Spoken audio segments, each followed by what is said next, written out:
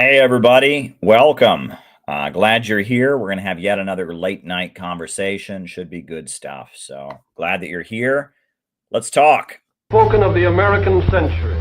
I say that the century on which we are entering can be and must be the century of the common man. A radical redistribution of economic power. I mean, we know that racism is just a byproduct of capitalism. Everything would be all right if everything was put back in the hands of the people.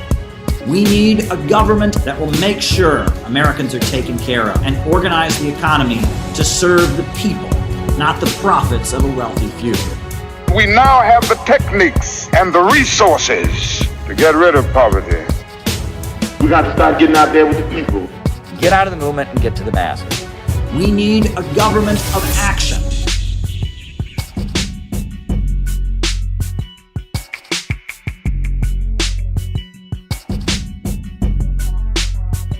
Hey, everybody. Good to see you. Good to see you. We are having yet another great late night conversation, and we're following our same old format, which is that I give my opening remarks. The opening remarks are followed by the roll call, in which I call you all out as I see you, names and locations. Then from there, I answer your questions. Now, if you want to send a question, there are two ways that you can do so. One is a Rumble rant. Questions can be sent via Rumble rants, or to Caleb Maupin 22 on the Cash App. Those are the two ways I can accept questions, and it is your questions that make the second half of the show really good. Some guy named Red Maze, he sent in some pretty good questions the other night, and you can do the same thing. And other people send good Rumble rant, good questions. It is your questions that really make the second half of the show what it is. So please send them. Please send them. Now, a couple announcements. The big announcement is our convention coming up in July. This will be the biggest event the Center for Political Innovation has ever done. I am very, very excited about it. It is going to be absolutely awesome, and we need you there. It is going to be huge. It's going to be awesome. And I really, really want to see you in Chicago because it's going to be tremendous. Now, you can register at the link down below if you're coming. Let us know you're coming. And we are accepting donations. We have a GoFundMe that we have created for this event.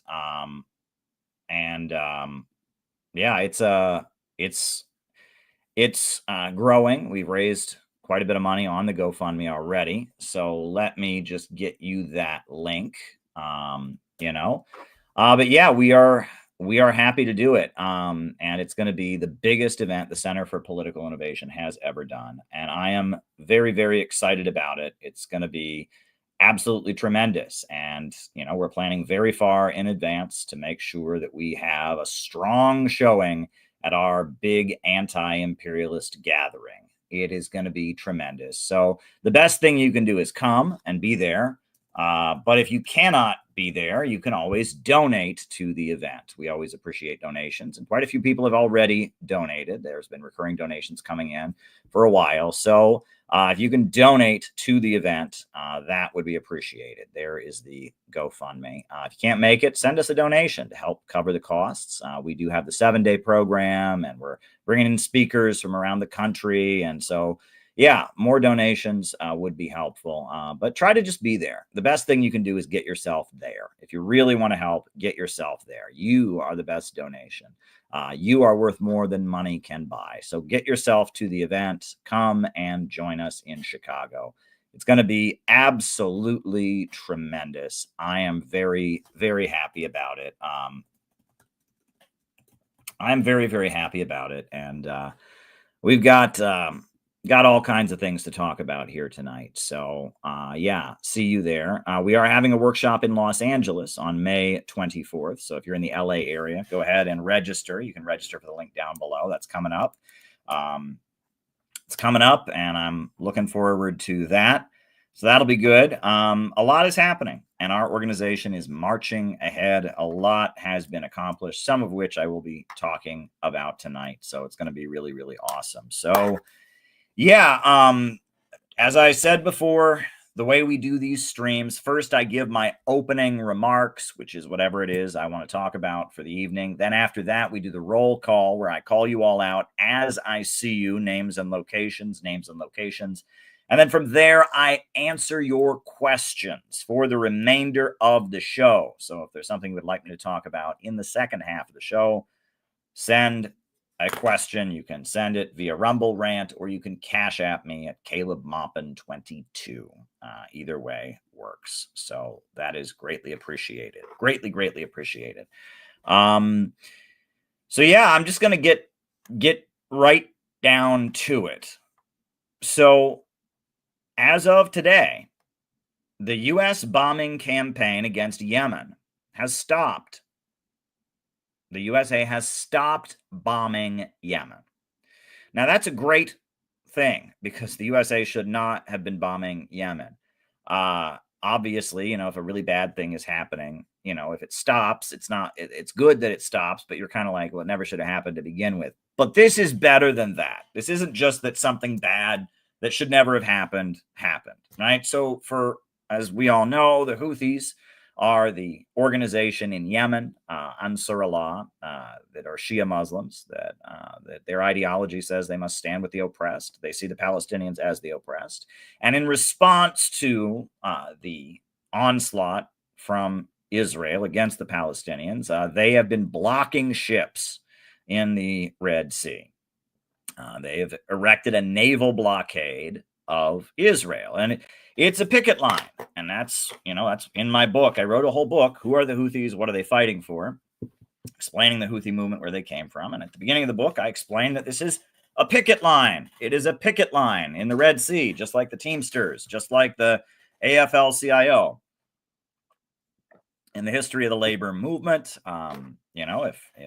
if you want to shut down a business, if a labor union goes on strike, they erect a picket line and they shut down the business. And the Houthis have erected a picket line in the Red Sea. They are enforcing a naval boycott of Israel, saying that until you stop bombing and killing the Palestinians, we are going to keep blocking your ships. That was the Houthis' position. Now, the United States, being Israel's big champion, Joe Biden first started bombing Yemen, and then he backed away from it. That was in last January. And more recently, Donald Trump has been bombing Yemen. Now, Donald Trump's bombing of Yemen comes, right? Donald Trump first took office in January, and there was a 30-day ceasefire. And the Houthis, when that ceasefire was in effect, Israel was not bombing Gaza. They stopped blocking ships. They complied. But then Israel broke the ceasefire, and so the Houthis continued blocking the ships. Ansar Allah said, look, we have an obligation to protect the Palestinians. They've also been shooting missiles at Israel. Israel's been bombing them. The United States has now been bombing them, and they've been bombing Israel. And they hit the Israeli airport recently with a missile. Israel just retaliated and attacked their airport in response. At this point, the USA has been waging this bombing campaign against the Houthis in Yemen. But today it stopped, and it didn't just stop. Now, there's many layers to this. There's many, many layers to this. There's many, many layers to this. On the surface, Donald Trump is claiming that it's a victory, and this is what we heard from the Oval Office today. We'll honor that. Right, here we go. This was Trump's announcement from the Oval Office. Now, listen to what he says. Last night, the Houthis have announced that they are not, or they've announced to us at least, that they don't want to fight anymore. They just don't want to fight. And we will honor that. And we will stop the bombings. That the Houthis don't want to fight. The Houthis don't want to fight. And they will stop the bombings. Now, Donald Trump, they pressed him on it. The press asked him, what are the details of this deal? More about the deal that you've reached with the Houthis that you mentioned. No, it's not a deal. They've said, please don't bomb us anymore, and we're not going to attack your ships. And where did you hear about that? It doesn't matter where I hear it. The very good source, I could tell you. Very, very good source. Would you say, Marco? I would say pretty good, right, JD? A very good source. Now, that was amusing, right? So he said, there's no deal. There's not been a deal, but they said, please don't bomb us anymore. And we won't attack your ships anymore. Now, now they said, where did you hear this? Right? Because if there's not been a deal reached, you know, what is the source? And Trump says, oh, it doesn't matter what the source is. It doesn't matter what the source is. And Trump is beating his chest saying that the Houthis capitulated. All right? Now that's his narrative. Except all of these Zionists and all the pro-Israel forces are really, really angry right now. Why? This is what happened next, which it's quite hard to find video of. Trump was asked by reporters, this is according to a high-ranking Israeli military dude, Trump was asked by reporters what would happen if the Houthis continued to attack Israel. And he said, I'll be fine if that happens. This deal, whatever back channel deal was created, was apparently created without including Israel in the deal. It's that U.S. ships will not be hit anymore, but it offers no protection to Israel. Right? It's Israel that the Houthis are blockading, saying they want to stand with the Palestinians. And Donald Trump says if they continue to attack Israel, that's fine, not his problem. It's only U.S. ships that have got protection. Only U.S. ships that have gotten protection. And the Israelis are even more angry about it. Here's another prominent Israeli. Trump's announcement that the USA will stop attacking the Houthis is a resounding message to the entire region. Attack Israel, just leave the Americans alone. If I were Iranian, that's how I would interpret it.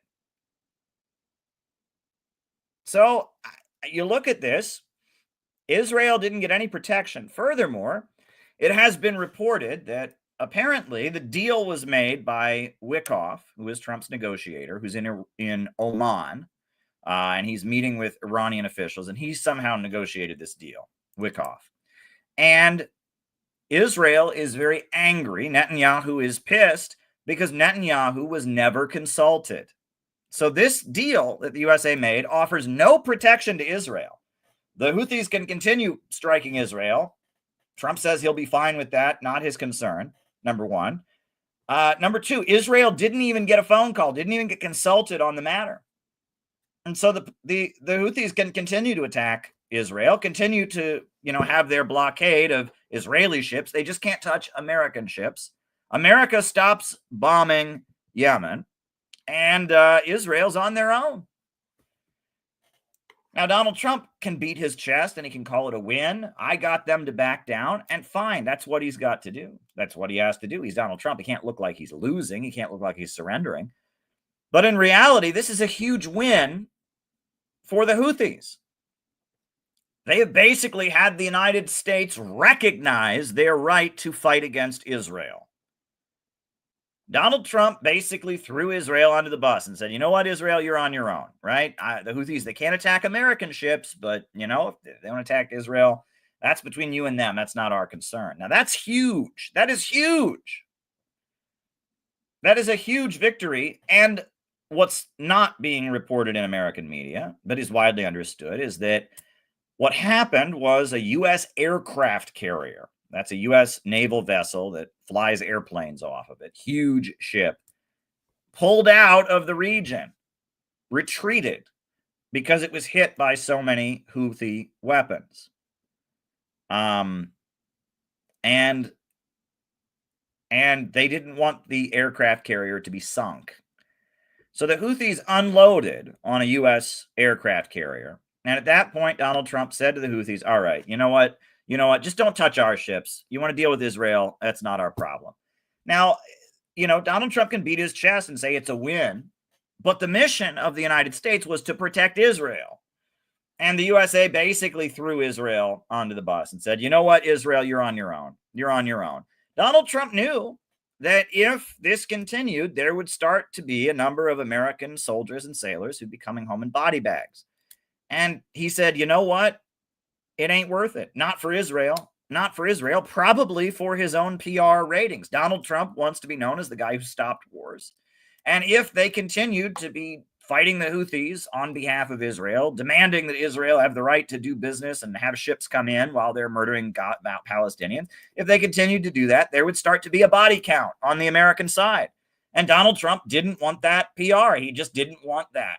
And and his supporters in the military, like Tulsi Gabbard, other people, they don't want that either. And it looks like the Houthis got the United States to back down and pull their aircraft carrier out of the Red Sea. This is a huge military victory for the Houthis. Now, Donald Trump isn't portraying it like that, but the Israelis understand that. They're pissed as hell, right? Trump's announcement, the U.S. is a resounding message, attack Israel, leave us. They know what it is. And Donald Trump said that he doesn't care if the Houthis go ahead and keep attacking Israel. He said it, and Israel's pissed. This was a huge military victory for the Houthis. This was a huge military victory for anti-imperialism. The Houthis have said, look, we have the right. We are going to keep stopping ships. And the USA at first was bombing them. And then the USA just today basically said, you know what? Fine. You know what? Just don't attack our ships. You can't attack us, which is a pretty reasonable position for a country to take. I mean, you know, you could argue that the U.S. has no right to be there or whatever, but regardless, right? The USA is saying, look, as long as you don't attack us, whatever. And yeah, if you attack Israel, Donald Trump said, I'll be fine with that. I'll be fine with that. Can you imagine that? Right? Can you imagine if Barack Obama had said, I'll be fine with Israel being attacked? We would never, Fox News would shit a brick. But that is not the situation. And so Donald Trump has found a way, and this is very interesting in light of everything else going on in the world right now. Donald Trump basically found a way to withdraw from the Yemen conflict and make it look like a win and basically enable anti-imperialism to secure a victory in the Red Sea. This is very, very big. This is very, very, very big, right? And don't be fooled, right? Everyone's focusing on the fact that Donald Trump said they capitulated. He said they backed down. And okay. But this is, I mean, what do you expect Trump to do? Do you expect him to get out there and be like, I love the Houthis and, oh, I was scared of the Houthis. They attacked. No, Donald Trump's not going to do that. This is Trump, right? He always wins. He never loses, right? That's Trump. So, of course, Trump is going to say that, you know, they capitulated. They said, please don't bomb us. Oh, they ran with their tails between their legs. They were so scared. That's not what happened. The Houthis are still there in the Red Sea. They haven't withdrawn any forces. And they're continuing to attack Israel. Israel blew up their airport today in retaliation for them striking Israel's airport. And the Houthis haven't backed down. And the USA pulled their aircraft carrier out. This was a win for the Houthis, and Israel knows it. And Israel is pissed. Israel is pissed because Netanyahu didn't even get a phone call asking his opinion on the matter. Netanyahu was not consulted. So not only did the USA basically throw Israel under the bus, did the USA withdraw from the Yemen war, which is a very good thing to do. But now the United States has at this point, done that without consulting Israel. This is all very big. And this is why we are better off with Donald Trump in office. I never said Donald Trump was some great anti-imperialist. I never said Donald Trump wasn't pro-Israel. I never said Donald Trump wasn't in a lot of ways. I mean, look, he's the commander-in-chief of U.S. imperialism. But basically, he had the choice of go all in the Yemen conflict, go all in, invade Yemen, get all kinds of American soldiers and sailors killed in the process of making sure that Israel can keep bombing Gaza, or just make a deal with the Houthis, don't attack American ships. And Donald Trump, he said, look, as long as they don't attack American ships, I don't care anymore. Kamala Harris would never have done that. Kamala Harris is literally married to an Israeli agent, to an AIPAC activist, right? Kamala Harris was completely psychologically programmed by the Hillary Clinton State Department. Kamala Harris would never have pulled back, right? Under Biden's administration, they were already bombing Yemen. And Kamala Harris, she would have gone all in. But if you look at this situation, Donald Trump, of course, he found a way that he could beat his chest and say, "Oh, it was a win." He did that, fine. But if you look at the reality, the Houthis won here. The Houthis defeated the United States. The Houthis essentially pushed the United States out of their conflict. The United States entered the conflict protecting Israel, and the United States has left the conflict, and the Houthis are free to continue their resistance and opposition to Israel. That is big. That is very, very, very big. And if you can't see that this is a win for anti-imperialism, you're deluding yourself, number one. And number two, if you can't see that this is why it's so much better to have Trump as the president, because Trump needs approval ratings and Trump has a populist edge, and Trump cannot allow himself to be seen by his supporters as a war president. Look, just last week, I showed you video of Vance defensively talking about Yemen being the new Vietnam and all of this. Trump doesn't want to be known as a war maker. And there was an upsurge in the MAGA camp. Marjorie Taylor Greene and others, they made clear they did not vote for a war. And I mean, a lot is going on. All the action right now is in the Republican camp, right? And maybe you don't want to hear that because you have Trump derangement syndrome or whatever. But the truth is that, all the action was in the MAGA camp. Marjorie Taylor Greene got up and said, "We didn't vote for war with Iran." She tweeted out yesterday that she'd never met a Houthi and that the Houthis were not a threat.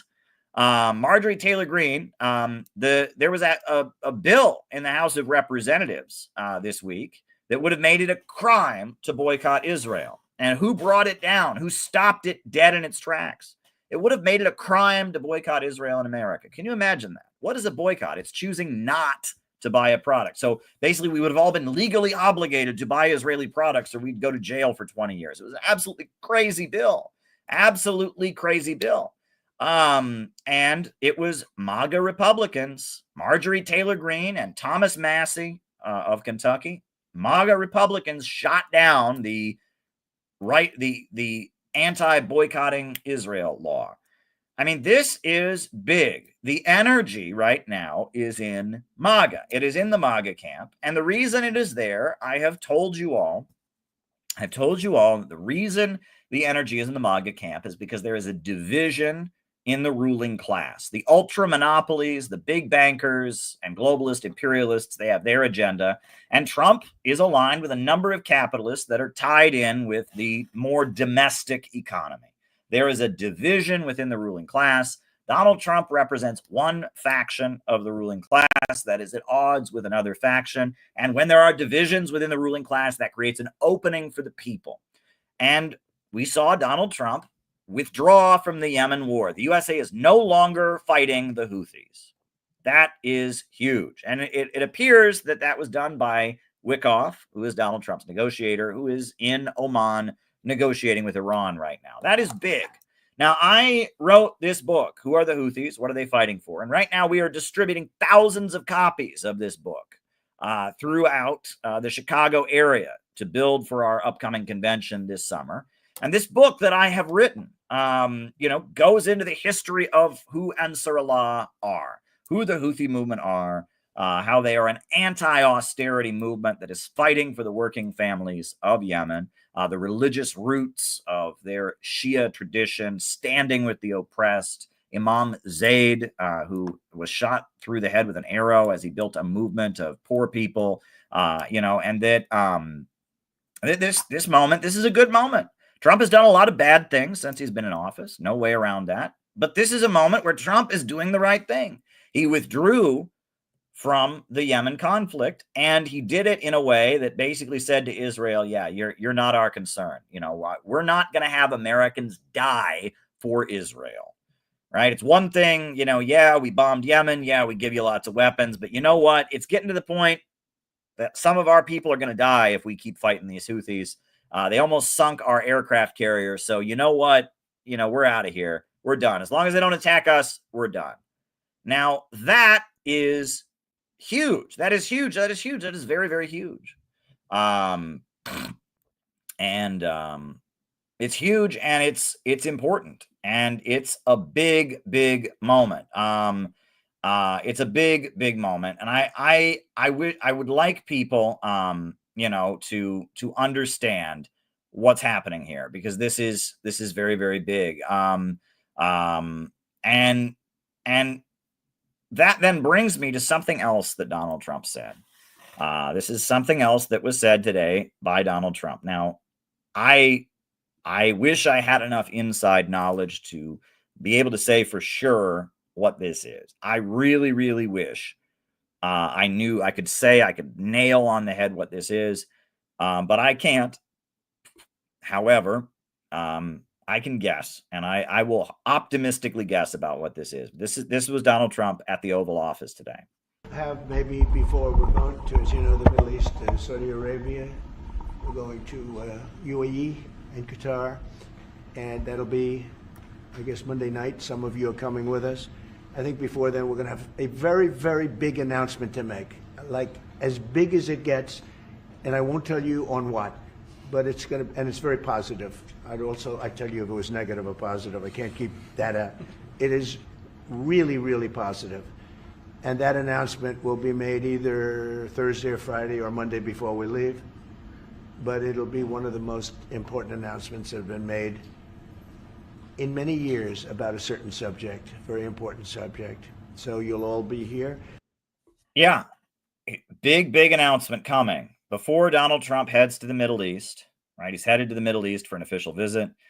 Before he heads there, he's going to make a big announcement, a very, very, very big announcement. Folks, I think this is the war in Ukraine ending.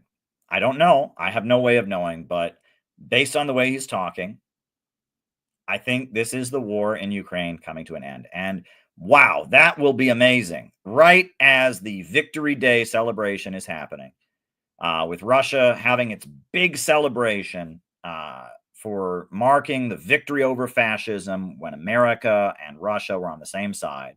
I think that we will have the announcement that the war in Ukraine is over. I can only hope. I have no way of knowing, but what could be big? What could be that big that is in the works? We know there's negotiations going on and all of that. And, I think it's very possible that this will be the end of the Ukraine war. That amid the celebrations in Russia to mark Victory Day, the war in Ukraine will end. I hope that that is the case. And I am going to pray that that is the case. I'm going to pray that Donald Trump's big announcement is that this war in Ukraine is over. That is what I'm hoping this announcement is. Anything short of that, I don't know how big it could be, right? I mean, he's saying this is a huge announcement, the biggest announcement in a couple of years. I assume that's what that means. But we shall see, right? There are other things, obviously, he could be referring to. But I feel like with an announcement like that, it has to be the war in Ukraine ending. I mean, it has to be the war in Ukraine ending. Anything less than that will surprise me. It'll surprise me if it's not that. If it's not the war in Ukraine ending, I'll be surprised, but it may not be. I don't know. I'm not telling you I know this for a fact. I'm telling you that this is what I am optimistically hoping for, and based on my assessment of world events, etc. I think there's a really big possibility that it could be the war in Ukraine ending, but I don't know. I really do not know. Now, in Russia, they are getting ready for the May 9th Victory Day celebration, when they'll be celebrating the defeat of fascism and the defeat of the Nazis in the Second World War. Nicolas Maduro, the president of Venezuela, just arrived in Russia for the Victory Day celebration.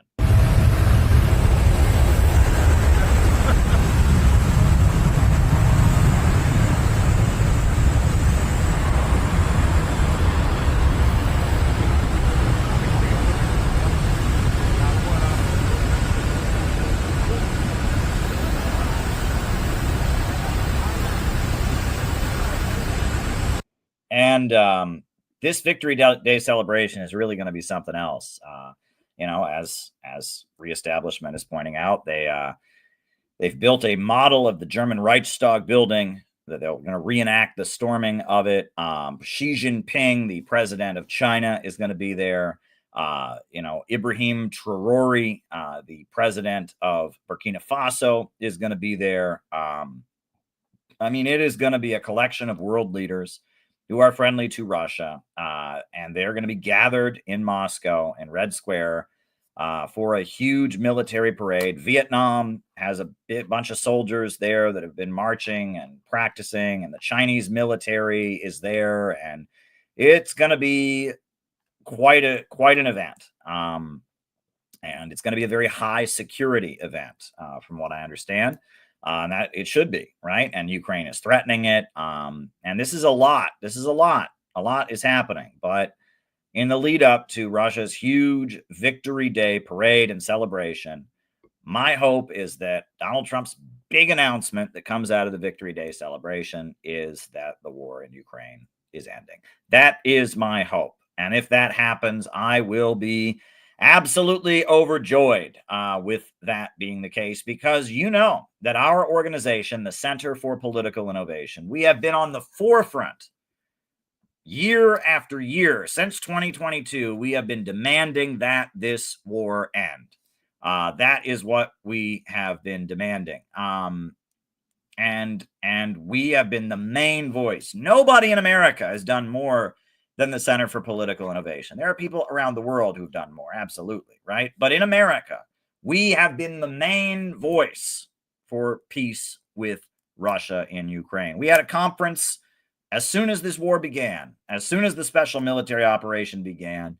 We had a conference in Austin, Texas, and that conference made such a huge splash. The website truthorfiction.com had to run an article about whether or not it was real, whether it was an internet hoax or not. Read about this, truthorfiction.com. They did an article about the Center for Political Innovation conference in Texas, right? I kid you not. I will send you the link. It is wild. Soviet flags in Texas meme. Was it real? And it was real. It was the Center for Political Innovation. And it was wild. But yeah, they had to run an article on trutherfiction.com because people were so shocked by the fact that we had an openly pro-Russia, pro-unity with Russia, patriotic anti-war rally in Austin, Texas. So I have to go refill my water because for some reason my voice, is shot. So I'm going to put on our video of CPI, all that we have done for Russia. And then I've got a few other things that I want to talk to you all about tonight. Here we go. This is how much we have been in the streets demanding peace with Russia. So just watch this and be aware of the organization that is the serious vanguard.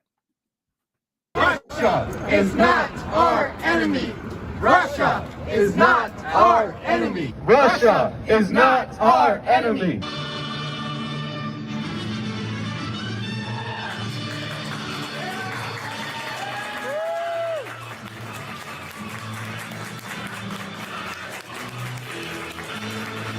The energy revenue to rebuild the industries of Russia, and he made Russia once again a strong economy. And that is why U.S. media demonizes Russia. That is why the U.S. government toppled the government of Ukraine in 2014 with the Euro-Maiden coup and installed a fanatically anti-Russian regime in Kiev. I saw a CNN reporter claim that Ukraine was a peaceful country until now. Well, this is the monument in Donbass to all the children who have died of the shelling and the bombing being carried out by the U.S.-backed regime in Kiev. 14,000 plus people dead, children who have died. It hasn't been a peaceful country. The people of Donbass have been subject to 8 years of bombing, 8 years of shelling, 8 years of a food blockade, and Russia is now moving in to protect them and bring an end to this. The Wall Street money sharks hate Russia. They hate China, Cuba, Venezuela, Iran, and many other countries because they have governments that stand up to the international bankers and their monopolistic corporations. And it's not a good situation. People are dying and it needs to end. And we need there to be a negotiation. We want there to be peace in Ukraine, and that means that our leaders sit down and negotiate. It doesn't mean that Boris Johnson gets on the phone and wrecks a peace deal just because he wants people to keep dying. Global food crisis spawned by a war. That's right. Russia is not our enemy. Russia is not our enemy. Russia is not our enemy. Russia is not our enemy. Russia is not our enemy. Russia is not our enemy. Russia is not our enemy. Russia is not our enemy. Russia is not our enemy. Russia was with us in the fight against the Nazis in World War II. At the moments when America shows its true colors and is standing up for justice and truth, you'll notice that we're standing with Russia. Peace with Russia. Peace with China. Peace with Russia. Peace with China. It's time to stand for peace here at the United Nations. We are marching up to the religious rally. Russia and China are not our enemy. Peace with Russia. Peace with China. Peace with Russia. Peace with China. Peace with Russia. Peace with China. Peace with Russia. Peace with China. Peace with Russia. Peace with China. Peace with Russia. Peace with China. Peace with Russia. Peace with China. Peace with Russia. Peace with China. Peace with China. Peace with Russia. Peace with Russia. Peace with China. Peace with Russia. Peace with China. Peace with Russia. Peace with China. Peace with Russia. Youth festivals are very, very important to my organization in particular, the Center for Political Innovation. Every meeting that we have, we begin with the pledge. We've changed the word youth for people because we have people of all ages, but we begin, we raise our right hands, we pledge that we shall remember this unity forged at the end of the Second World War, not only today, not only this year, this week, but always, and the pledge goes on. But that is such a beautiful pledge that came out of the World Democratic Youth Federation. And I must say that the youth festivals represent the best, not just of this country, but of America. A time when we stood in solidarity with Russia to defeat fascism. And they're trying to erase that from American history. I'm Caleb Maupin, the chair of the U.S. delegation, and he also represents the Center for Political Innovation. Welcome, everybody. My name's Caleb Maupin. I'm the founder of the Center for Political Innovation. And in October, I was deeply honored when the youth office of the Russian Foreign Ministry reached out to me about forming a national preparatory committee for the upcoming World Youth Festival, set for March in Russia. As someone who attended the World Festival of Youth and Students in 2013 in Quito, Ecuador, someone who attended the festival that was held in Sochi in 2017, as an advocate of socialism, peace, and international cooperation, as an American patriot, as a Christian, and someone who strives to live according to the teachings of Jesus Christ, I considered this to be a great opportunity. However, it is the circumstances of our upcoming trip that bring us here today. As we meet here today, Jesse Neville, Penny Hess, and Omali Yeshitela have been indicted by the U.S. Department of Justice. They are facing a possible 15 years in prison. Their trial date was just set for September. The Biden administration has charged them for doing what we are about to do, for going to an international conference in Russia. I'm the leader of the United States delegation. I'm representing the Center for Political Innovation. And I would like to just thank you from the bottom of my heart for that dynamic interview you gave to Tucker Carlson, in which you showed many, many young Americans a different kind of leadership, because our politicians and our leaders in the United States, they speak in sound bites, they speak in terms of scandal and gossip, but you presented a long-term vision, a scientific view of statecraft, and by getting through to young Americans, you made a difference. Many people who would never have listened to anything you had to say or heard another perspective heard you because of that interview. Now, getting to my question, things between our two countries are not good at this point. You know, before we left, we had to have a press conference at the United Nations. We are concerned about being prosecuted. There are 3 Americans that have already been charged and are facing prosecution, possibly 15 years in prison, simply because they attended a conference like this in Russia, the Uhuru movement they're called. And we are concerned because I know that I speak for the majority of the American people when I say that we do not want our tax money dumped into this conflict in Ukraine any longer. We do not want our country to continue to deteriorate internally while our leaders waste money on prolonging this war. I'm frightened by what the Biden administration is doing, not just in Ukraine, but also on Taiwan and on the Korean Peninsula. And I really do see gatherings like this as a potential road to peace. And what I have seen at this festival has blown my mind. The amount of young volunteers that you have here, people who have stepped up, who love their country and want to just come forward and put together dynamic events like this. What kind of role can events like this and young diplomacy activities like this play in helping set the stage for maybe changing the dangerous direction our leaders in the United States are taking things against the majority of the wishes of the majority of the people of our country? Thank you.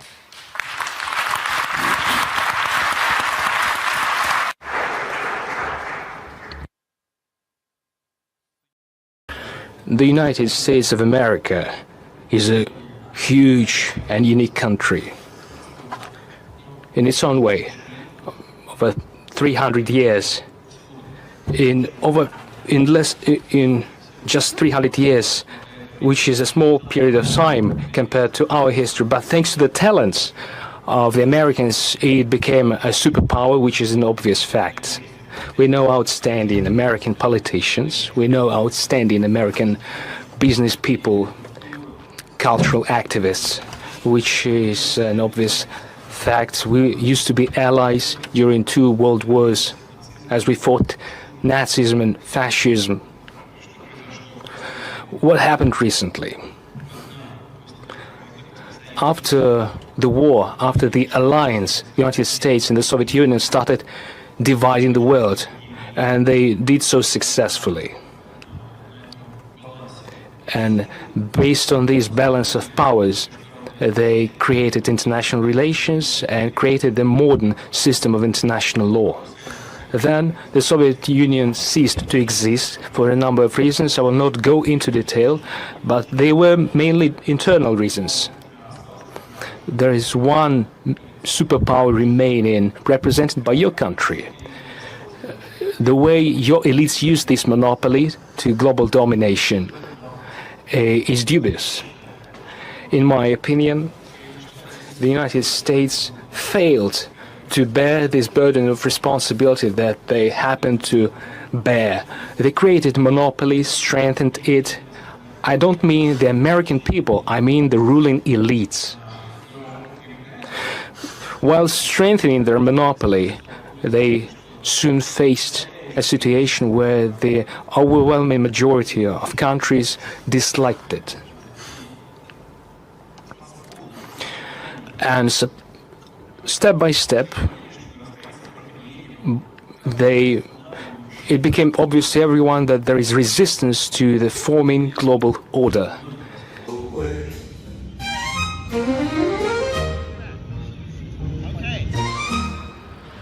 All right, so we're here at Trump Tower. They told you these people are horrible. They told you these people are terrible, that they will never do anything good for us. There's a reason for that. It's called money. It's called power. They want to weaken you mentally. They want to capture your spirit, stomp you out, and tell you, why bother? Why get out of bed in the morning? Why do anything worthwhile? No. Great again. This was a great moment when Trump talked to Kim Jong-un and started the process of peace on the Korean Peninsula. And we want to see peace not just with North Korea, but with Russia, with China, with many countries around the world. It is outrageous that billions of dollars is being spent on prolonging the war in Ukraine when our people can't get relief in North Carolina. People are left behind in Georgia and North Carolina. They can't get the relief they need. This is outrageous. Our government is more concerned with waging wars around the world than for caring for our own people. That we need a president who will put America first, a president who will bring peace around the world. Only peace can make America. Big crowd of people, huge crowd of people here to support Donald Trump, pouring in to watch the inauguration ceremony in the Capital One Arena.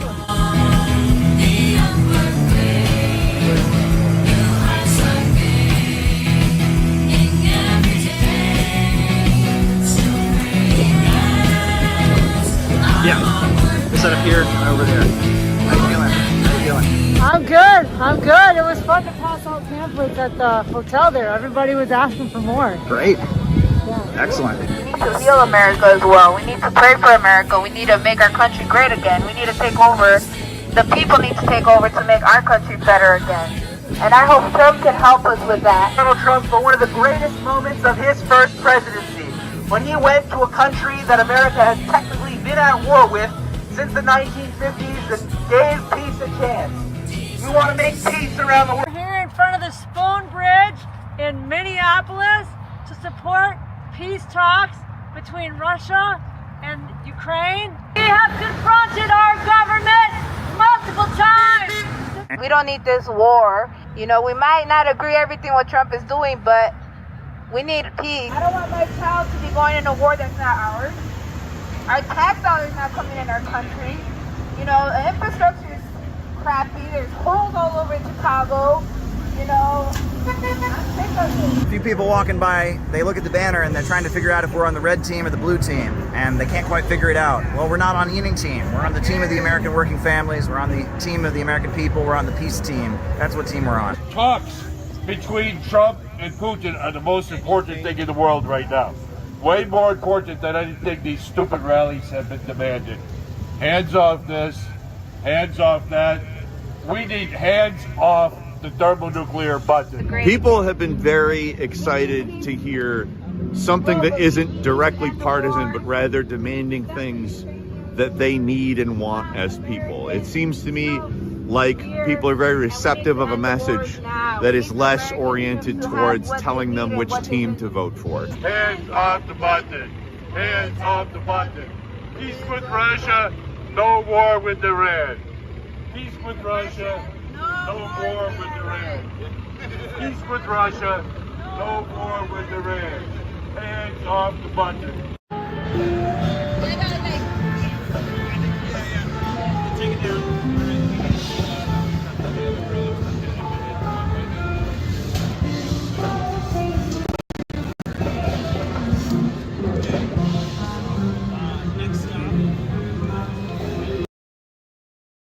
Yeah, folks, we have been out there doing it. We have been out there doing it. Nobody has been doing it the way the Center for Political Innovation has been. We have been in the streets of Chicago, of New York City, of Washington, D.C., of Minneapolis, and we have been demanding that this war end. And we have been in Russia, and we have been at the United Nations, and we have been doing it for real. And we are the real peace movement in America. And our national convention is coming up on July 12th. And we need you to be there because we have got to build this movement. We're the only ones doing it. We are the only ones doing it. You know, other people might grandstand and talk with people who already agree with them on social media and dress up in silly costumes. We're actually doing it. We are actually doing it. We are doing this for real. We are doing this for real. We are building the movement that is urgently needed. And we have been doing it, and we've been relentless. We have been absolutely relentless in building this movement since this war began. You know, we've been doing it. Yeah, one of our members, I should have put that in the reel. Penny confronted Ilhan Omar at her town hall. We should put that in. I'm so sorry I forgot that. That's a great, important clip. Let's put that up. I've got the video here, I believe, right? Do I have the video? Oh, let me get the video. I'll show you, you know, how Penny confronted Ilhan Omar. That would have been a good thing to put in the video. I can't believe I forgot that, but that would have been great. But yeah, we've been doing it. We have been doing it. We have been in the streets, you know, building the movement. So wanted to show you a couple other things, but I guess we'll show Penny's confrontation of Ilhan Omar, right? Ilhan Omar is a member of the U.S. Congress, you know, and she is just getting worse by the day. I'll just tell you that much. I'll comment on something else that Ilhan Omar said, you know, lately. But before we get to that, we'll just show this this clip.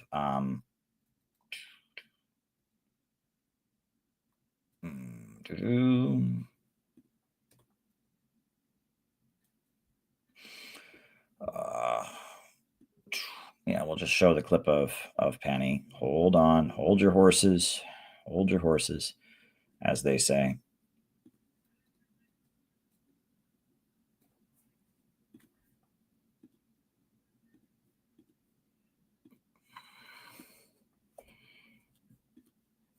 Hold your horses. All right. Here we go. We'll show Penny because she did a great job.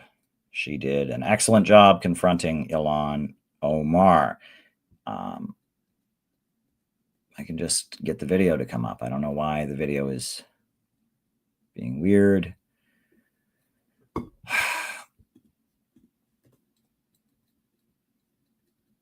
Where is it? I'm just waiting for it to show up on the desktop.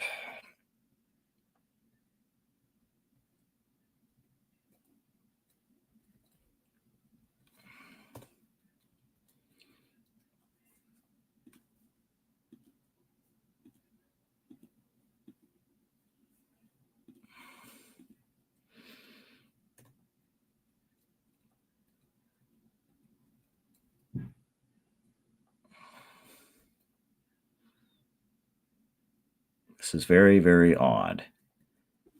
And why is it not cooperating here? Okay. Here we'll see if it'll cooperate now. I just want to pull up that video of Penny. Yeah, here we go. Here's Penny. All right, here we are.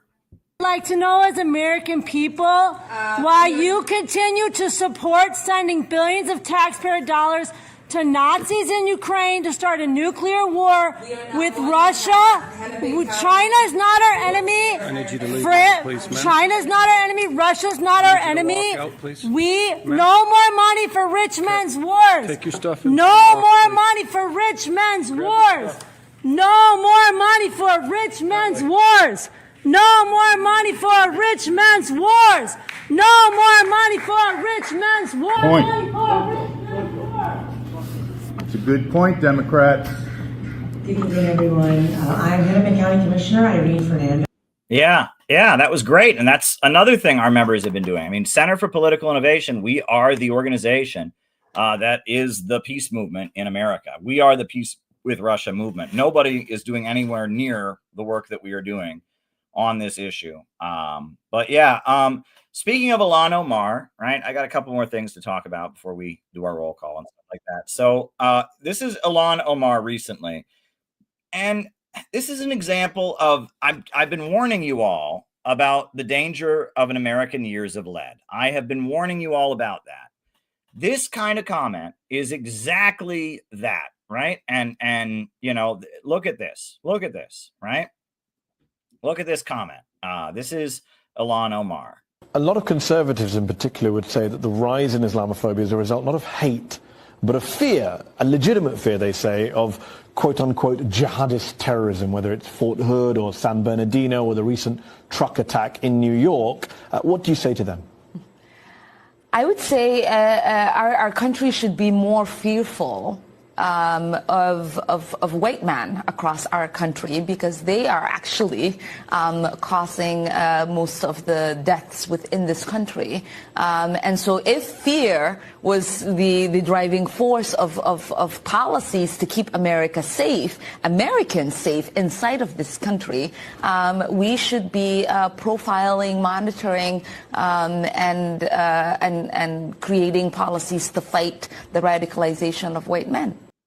Yeah, that's real great, right? Instead of defending civil liberties, instead of saying we shouldn't judge people by their religion, instead of saying that the U.S. government has a policy of arming radical extremists and creating these terrorist groups to overthrow the government of Syria, to overthrow Gaddafi in Libya, and destabilize Chechnya, and instead of talking about the fact that the U.S. government supports extremism around the world for its own ends, she just says, no, we should be mean to white people instead. That's real great. You know what I mean? Yes. Are Muslims wrongly treated and profiled? Sure. Is the answer to profile another group? Is that what the answer is? I mean, that's absolutely unbelievable. And is that comment going to lead to anything good? Is that going to lead to anything good? Now, I mean, is she wrong? No. I mean, if you really want to get down to it, right? I mean, I mean, white men are a large percentage of the American population, and white men probably commit a very high percentage of violent crimes. I mean, let's be real. We own guns. We're violent fellas. White men are notoriously violent. Timothy McVeigh was a white man. The militia. White guys are capable of doing bad things. White guys, I think the overwhelming majority of the school shooters have been white guys. So it's not that she's wrong. It's how is that helpful? How does that lead toward unity? How does that lead toward reconciliation? How does that, instead of saying what's happening to my people is wrong and it shouldn't happen to anyone else, she's saying, let's do it to other people. She's preaching hate. That's just preaching hate. She's stoking resentment. Right? Instead of saying, how can we see that this police state is a threat to the rights of all Americans? She's saying, I want the police state to come down harder on people of another race. Right? That's what she's saying. Yeah, it's really disgusting, but it fits the thesis that I have been hammering home about why they are promoting Luigi Mangione, why they've turned Luigi Mangione into a martyr, and they're making him a celebrity, and they're talking about him nonstop and trying to make him a hero. Why they are advertising stupid little cases like Shiloh Hendricks and making a big thing out of that. They are trying to foment a wave of political violence in America. That is what they are trying to do. And comments like that Ilhan Omar made, they're going to lead to political violence. People are going to hear that and be politically violent. Just like, and are there other things that people are saying? Of course there are, right? And that doesn't make it okay what people have said about Muslims. There's a lot of hate for Muslims out there, but I'm telling you that this isn't the answer. And that, again, we're going to see a lot of political violence. Yes, someone's already made Luigi the musical. I mean, it's unbelievable. They are trying to foment political violence. It's the years of lead strategy, and political violence is not going to help us. Now, that actually brings me toward another clip I wanted to see.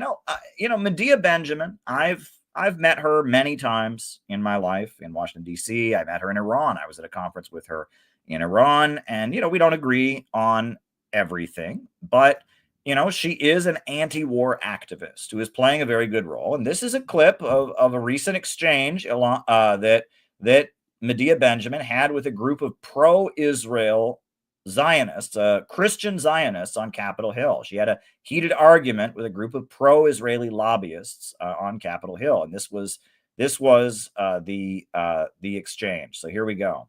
Something that you are okay with? What they did are to you the Jews okay in Israel? with what Israel is doing to the people of Gaza? Doesn't that affect your heart? You have no moral center. Can you say that again? You have no moral center. If you are okay with the starvation right in front of of the children. gun. Did this again? Do you know that collective punishment is illegal? As soon as they put down their arms, it's over with. It's over with as soon as Hamas puts down their arms. If Israel puts down their arms, they're all killed. Do you really consider yourselves Christians or rabbis or pastors or whatever and not know what is happening to the children? It's horrible. It really is. But what's also horrible is what happened on October 7th. Absolutely horrible. No argument. Absolutely. We are peace people. We are not for any kind of violence. We want peace to happen. We want Israel to stop bombing. We want the ceasefire. We all want the hostages released, right? The only time they were released is when there was a ceasefire. And Israel violated the ceasefire. Absolutely. That's not what happened. That's not what happened. Okay. Hamas keeps violating what happened. Oh, Israel themselves are the ones saying it. And what about now? They prevented any aid for food, aid, anything for 64 days.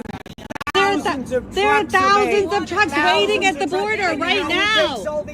You know what? Who takes all the aid? You are a liar. No. You are an absolute liar. You guys should be ashamed of yourselves. Not one truck of aid has been in the last 60 days. There are lines of trucks of aid waiting to be let in, and they are not being let in. No, Israel is not letting them in. Every country is saying. The UN lies? Yes. Oh, the UN lies. The ICJ lies. The ICC all of these organizations. Only Israel lie. tells the You know truth. what lies? Is Netanyahu and the Israeli government. And it is really a failure of your, I don't care, you're in the people's house, and the majority of people in this country are disgusted with what Yes, it is. doing. Look at a poll. And disgusted. Go get someone. Ashamed and disgusted. And we are ashamed and disgusted. When you're here for Israel Advocacy Day, expect pushback, because what is happening right now is a catastrophe. No one is. We're not trying to scare anybody. I don't touch anyone. Israel is the one that bombs every single day. I am so angry. I can't tell you how angry I am. I watch the news every day, and I am heartbroken for this. Why do you love Hamas's violence? Why do you love Hamas's violence? We don't. We want peace. You never said one word Israel about has who killed hundreds started. of thousands of Why don't Palestinians. You know what? I've been there 7 times. Have you been to Gaza? Yes. No way. Walk away. Both of y'all walk away. Medea, stop. We're having a talk. No, you're having more than a talk. You're having more of a talk. Shame on you. Shame on you. I don't know how you sleep at night. All right. Yeah. Good for her confronting the Israel lobbyists on Capitol Hill. I think that was a great move that she did. And I'm glad that she's there on Capitol Hill lobbying against the Israel lobby. I think that's a good thing for her to be doing. And look, we have to build a movement demanding a government of action that fight for working families. There's really no alternative to building that movement. And we at the Center for Political Innovation, we are building that movement. And the fact that today the U.S. war with the Houthis ended. The USA ended the bombing of Yemen. And Trump said that it was not a protection for Israel. If the Houthis continue to fight Israel, that's not his problem. And that as long as the Houthis don't attack any more U.S. ships, the USA will stop bombing the Houthis. The USA pulled its aircraft carrier out of the Red Sea. This is a victory. The resistance forces of the world are winning. The Houthis basically got the United States to throw Israel under the bus. Donald Trump thought, hey, he looked at it and he said, do I want to be the president who is responsible for having a number of American soldiers and sailors come home in body bags just to protect Israel and just so that Israel can keep bombing Gaza? Nah, I don't want to do that. And Trump listened to his friend Marjorie Taylor Greene, who said that the American people didn't vote for war with Iran. And he listened to Thomas Massie, who said similar things. And Donald Trump, and he framed it publicly. He said, all right, yes, all right, they capitulated. They're not going to attack. He framed it as a victory. But the issue is that the Houthis are blocking Israeli ships. The Houthis are fighting a war with Israel. They just lobbed a missile at their airport, and they're going to keep doing it. And Donald Trump said he's fine with them continuing to do it. And the Israelis are pissed. The Israelis are pissed because they know that Donald Trump is telling them you're on your own. This is a moment where we're seeing the forces of anti-imperialism be victorious, right? The Zionists know that what Donald Trump did today, they know that it was to the benefit of global anti-imperialist forces. Read that tweet. Read it for yourself, right? And read this other tweet from a very prominent Zionist. See it for yourself, right? This is a moment where anti-imperialism is winning. Anti-imperialist forces are winning. Donald Trump doesn't want to be the guy who starts World War III.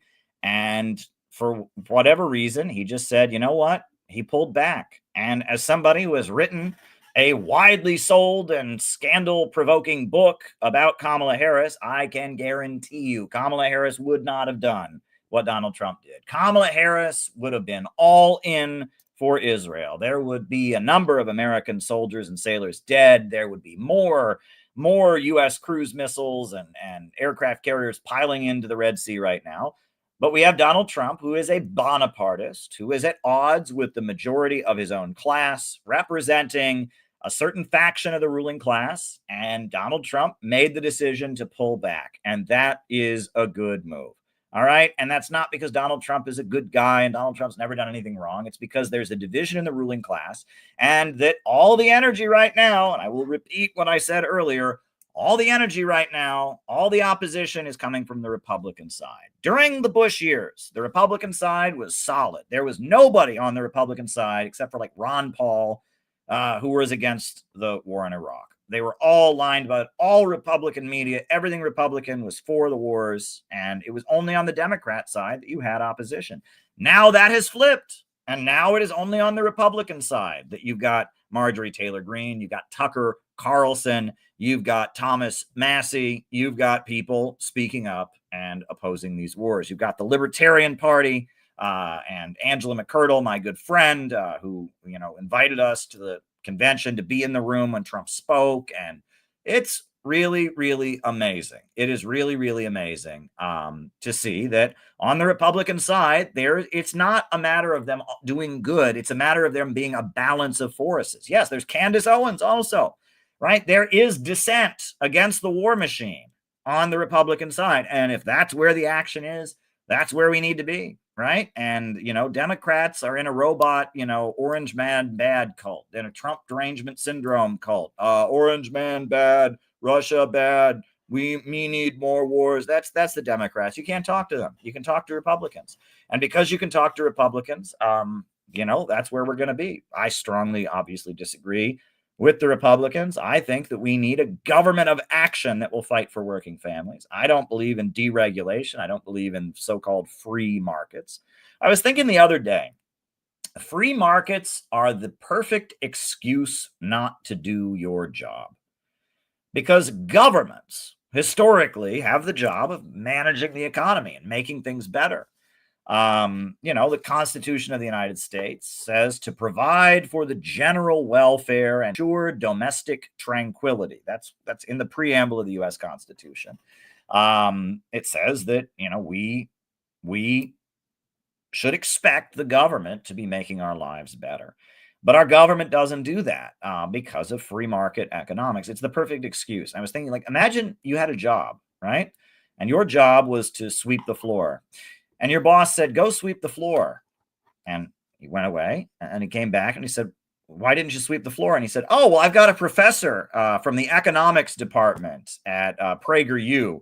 And he said, it's always bad if I sweep the floor. It's better that the floor is just left to itself. It'll sweep itself naturally because of the laws of the free market. So it's actually better if I just don't do my job. That's what free market economics really comes down to, right? The government doesn't govern because they have a bunch of flim-flam men, voodoo economists, who get up there and they say, oh, it's better if the government doesn't intervene. It's better if the government doesn't pay for roads. It's better if the government doesn't pay for highways. No, the market just naturally solves everything. Oh, it's all much.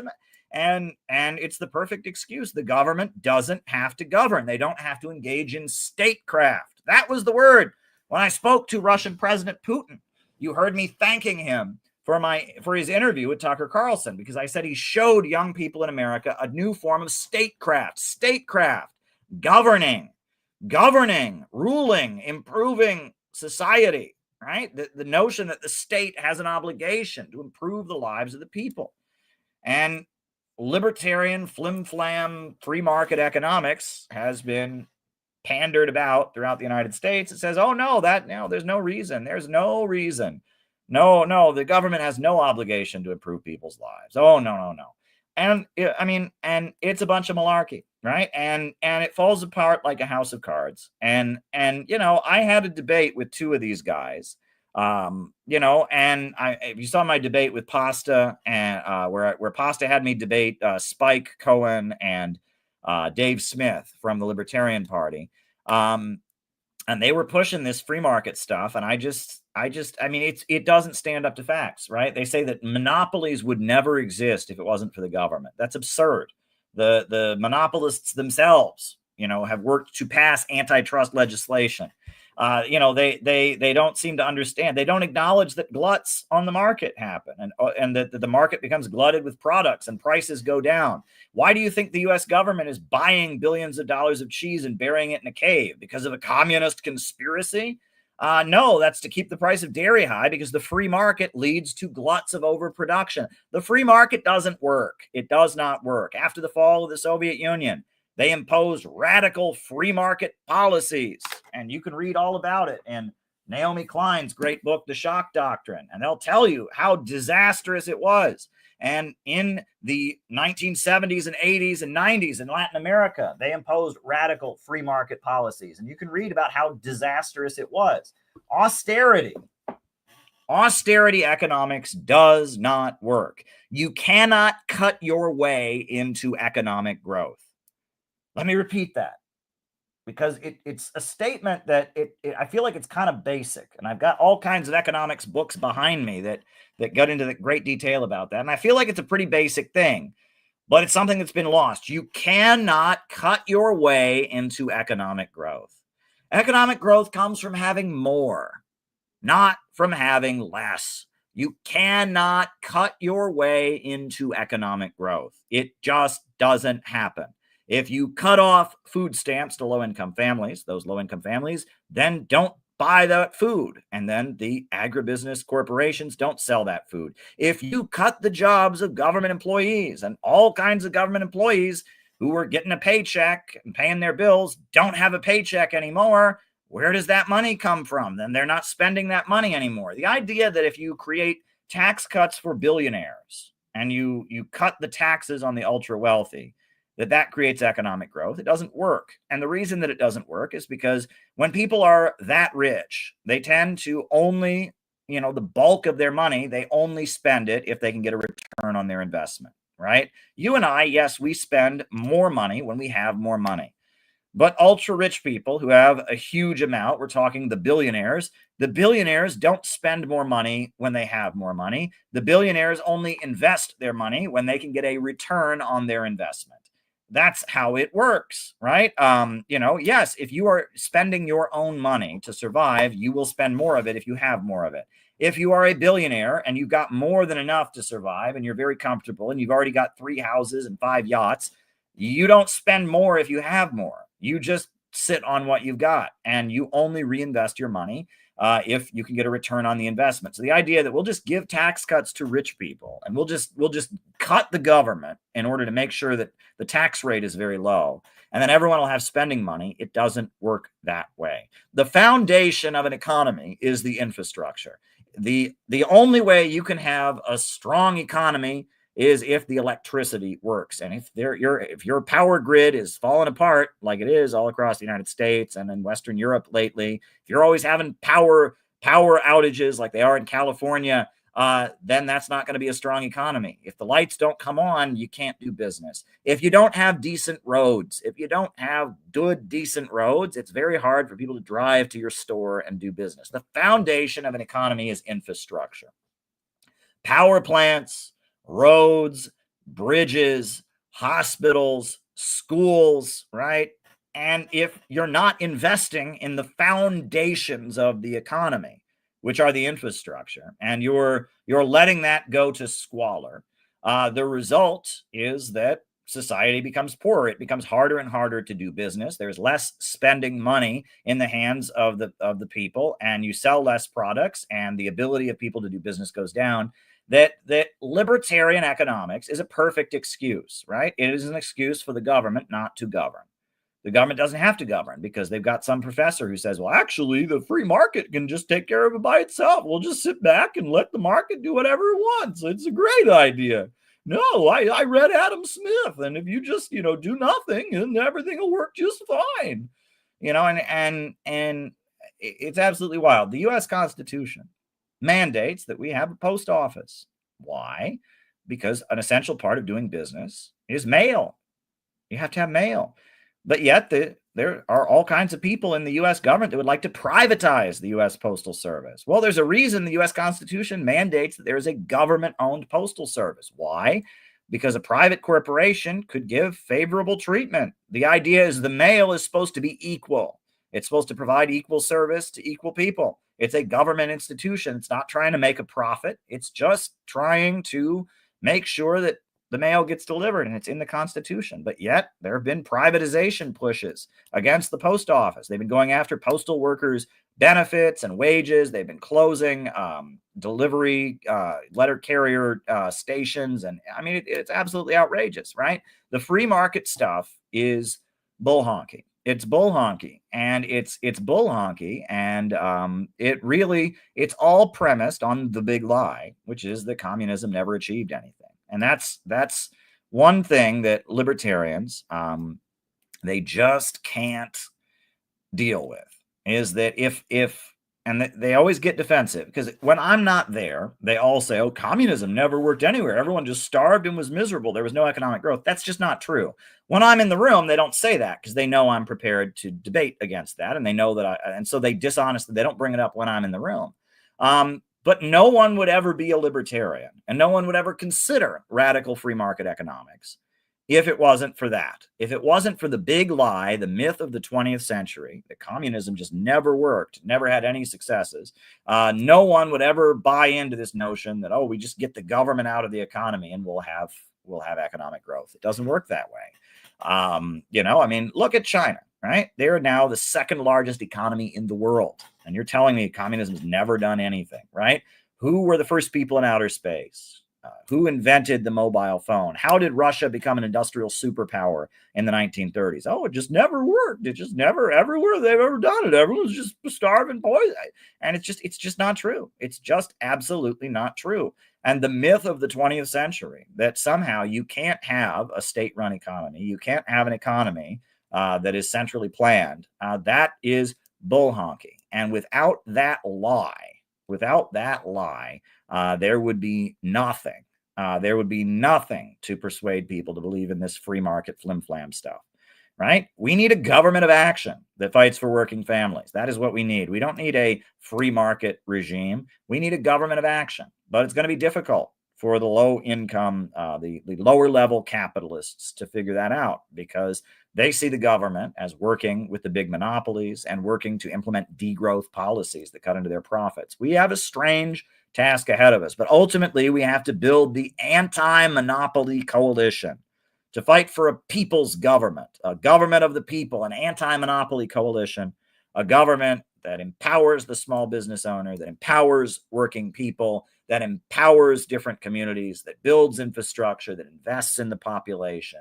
We need a government of action that will fight for working families. That's what we need in America, and that's what we will have. And I am confident that we will get it. The Center for Political Innovation is marching ahead, and we will continue to do our work. I am proud of all the work that we are doing. Come and join us at our convention in Chicago. We are getting it done. Names and locations, folks. Names and locations. I will call you all out as I see you. Who is with us tonight? My neck is bothering me. I went to the gym today, so if my head, I'm doing weird things with my head, it's because of that. Names and locations. Who is with us tonight? Names and locations. Who is with us? Who is with us?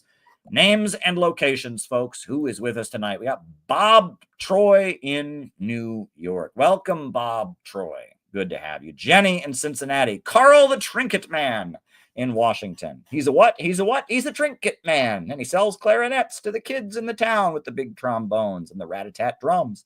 Brad in Cleveland. Brooklyn. Phil in the house. Good to see you, Phil. Hope you're feeling better. Singapore. Tony. St. David's, Bermuda. Oh, if it's a convention, we can do convention pranks. Is that a convention prank? What is a convention prank? Anyway, Jacob in Wisconsin, John McPeace in Chicago, Sydney, Australia, Neil Fraser in Hong Kong, Ryan in Kansas City, Four Oaks, Donnie Wallace, Penny in Minnesota, Patch in Arizona, Ian Chester in England, Attila, Morris, Illinois. Are you coming to the convention? I don't know where Morris, Illinois is, but Chicago is in Illinois. Mariah in North Carolina. Happy Tuesday. Gabby in Chicago. Can't wait for the convention. It's going to be awesome. Good stuff is happening. Briggy in Pennsylvania. Good to see you. Good to see you. Good to see you. Great morning message from Briggy. I'm going to play it later on the program. Names and locations. Names and locations. We got Heather in Cleveleys, England. We got Morris in a nice town. Joseph Johnson. Utica, New York. Matt in Titusville. Names and locations. Names and locations. Who is with us tonight? Names and locations. Names and locations. Who is with us? Who's with us? Names and locations. Who is, well, with us? Morris in the southwest of Chicago. Well, come to the convention. Come to the convention. It's in the Chicago area. It's going to be the biggest event we've ever done. If you come to one event this year, make it this one. Ed in Louisville. All right. Now, recently, our comrades in Chicago had the great honor of participating in the Victory Day motorcade in Chicago. The Russian American community had a motorcade to commemorate the victory over fascism in the Second World War on Sunday. And there's a beautiful video of our Chicago comrades participating in that great event in Chicago. Very moving. This was the Russian American and Soviet American community of Chicago. And this is our comrades joined them in a motorcade. Слава героям, павшим в боях за свободу и независимость нашей Родины. Да здравствует победоносная Красная Армия и военно-морской флот!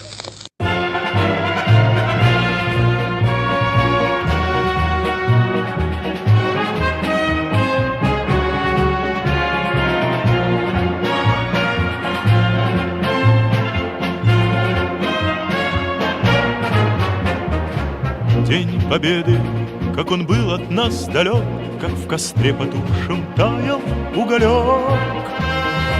Были версты, обгорелые в пыли, этот день мы приближали, как могли.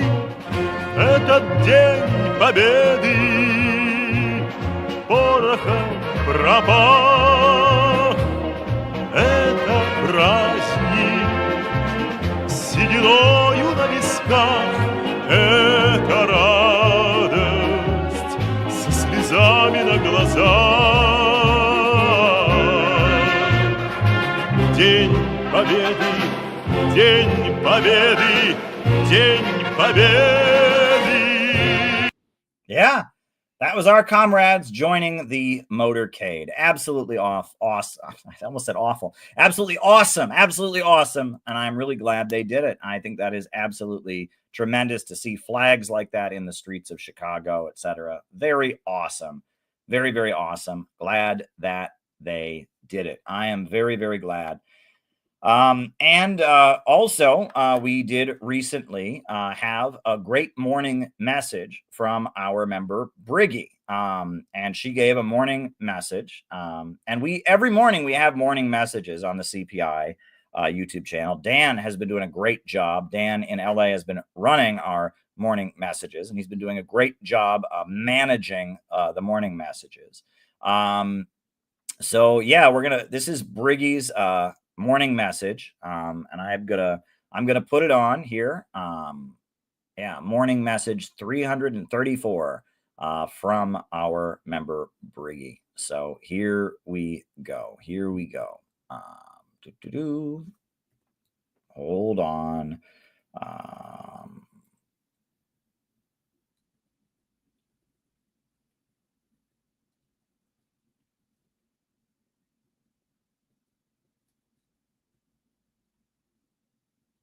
Oh, here we go. All right, here we are. Good morning, everyone.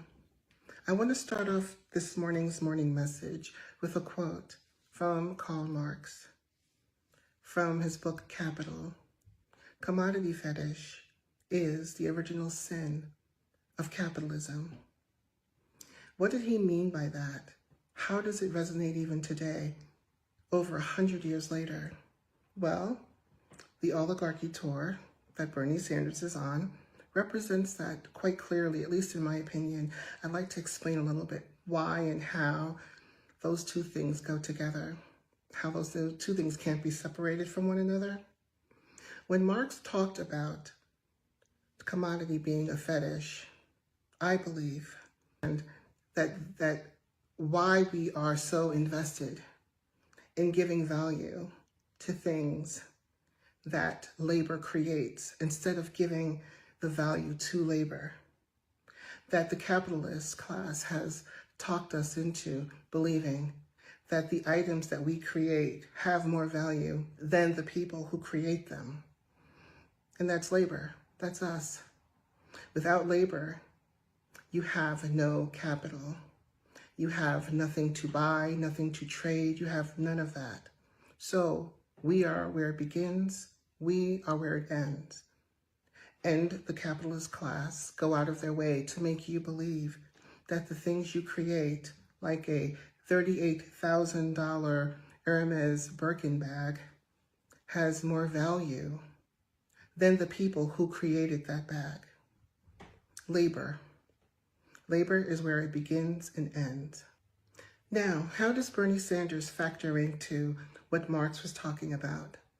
Well, as I went to the event yesterday and I walked along the campus, I heard a lot of enthusiasm, a lot of chanting, a lot of joy, people talking about how this is our time and we're going to win and nothing's going to stop us, and Bernie is going to be the person to usher in this new time where we're not under the thumb of these horrible people who just keep extracting wealth from us with no consequence and no care for how it affects the larger world and the country specifically. That Bernie Sanders was going to be the person to do that. It was very ruckus. Once I got inside the stadium, people were chanting and clapping and screaming and just enjoying themselves completely. The people I was sitting next to, I heard some of them talking about how this was the time to take down the oligarchs, how they are too greedy and just completely out of control, and someone needs to rein them in, and that Bernie Sanders was that person to do it.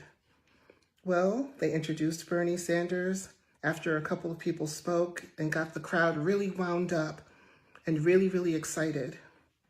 And I sat around and I watched. I used to be a Bernie Sanders supporter, very much so, like many of you watching this right now. We were where those people are now, and we all know exactly how it's going to end. And as much as I wanted to tell them how it was going to end, I knew that even if I did, I would be considered a wet blanket. Let's put it that way. Somebody who just wanted to come and rain on someone's parade.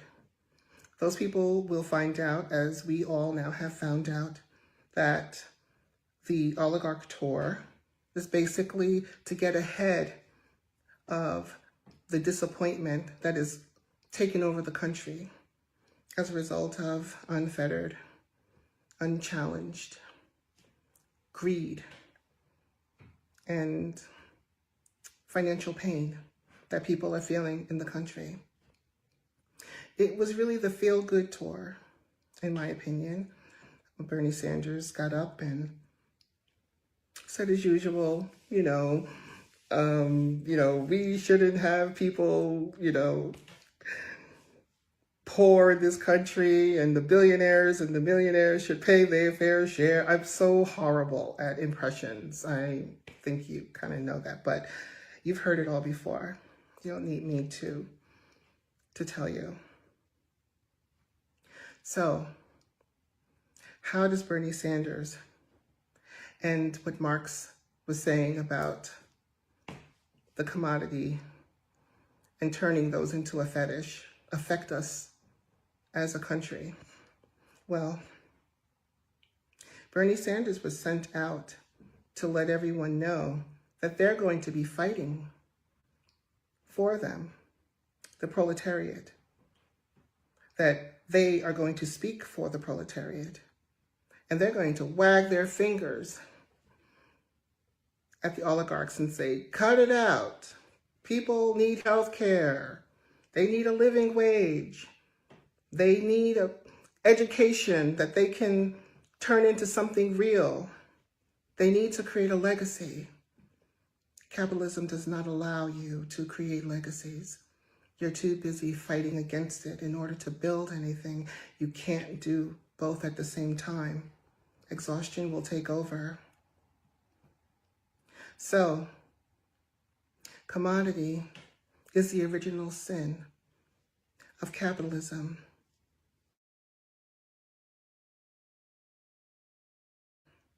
It does not respect the people who create those things that the capitalists will then use to enrich themselves.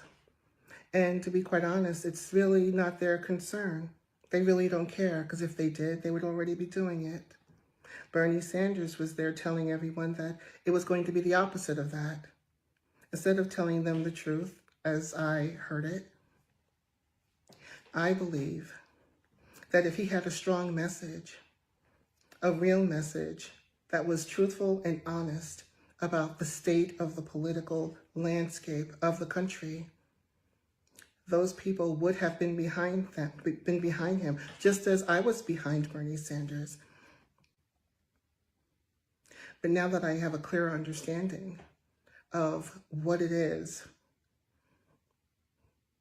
the capitalist class really want from us, it's our job to defeat that by educating ourselves, joining groups that facilitate an education in what is really happening in the world, not the dribble that we were taught, I'm sorry to say, in school, the mythology of America, which was completely not true.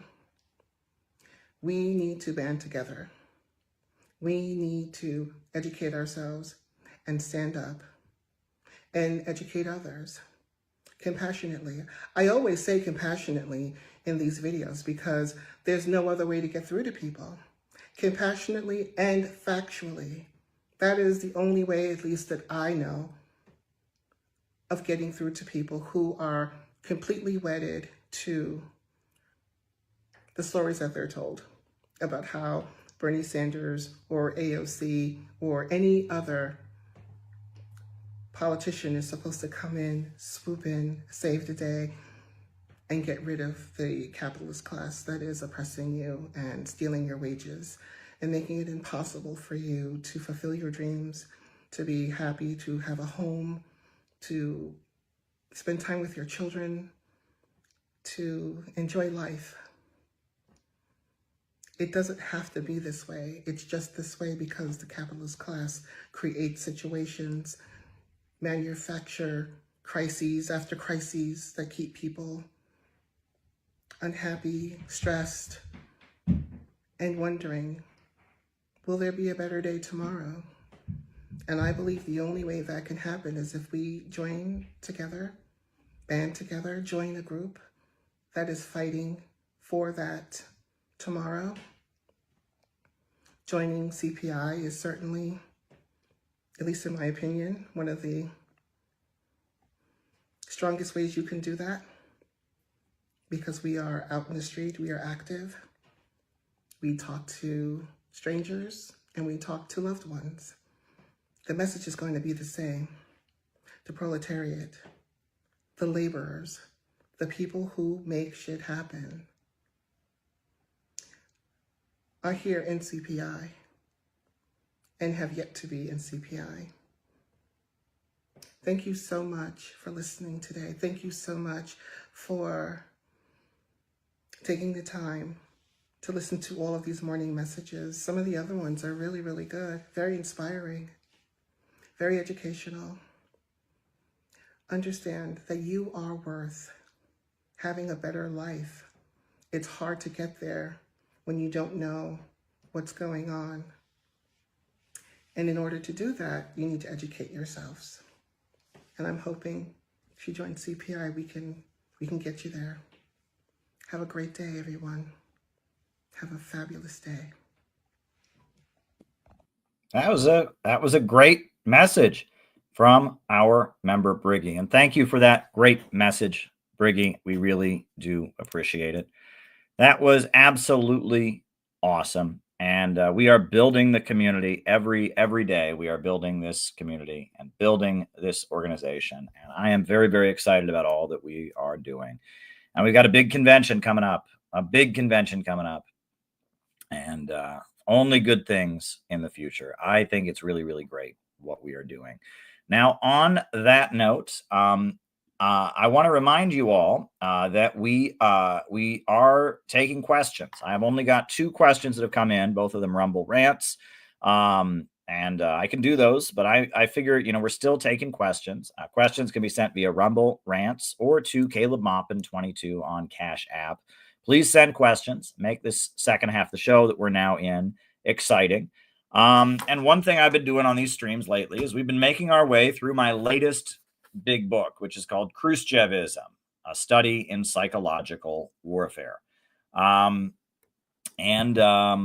I figured now is as good a time as any to read chapter 3. We've already read chapters, the introduction, chapter 1, chapter 2. So I figure while we're waiting for more questions to come in, and please do send in your questions. While we're waiting for more questions to come in, please do send more questions. I will read Chapter 3 of Khrushchevism, a study in psychological warfare. So here we go. How to dismantle a counter gang. At the memorial meeting following the death of Vladimir Lenin, Stalin said, quote, "Comrades, we communists are people of a special mold. We are made of special stuff. We are those who form the army of the great proletarian strategist, the army of Comrade Lenin. There is nothing higher than the honor of belonging to this army." It was Stalin who coined the term Marxism-Leninism to describe the ideology of the Soviet Communist Party after Lenin's death. Stalin also arranged for Lenin's body to be preserved in a mausoleum where it can be viewed right up to today. Stalin saw this as a way of commemorating Lenin's political brilliance as an organizer and strategist.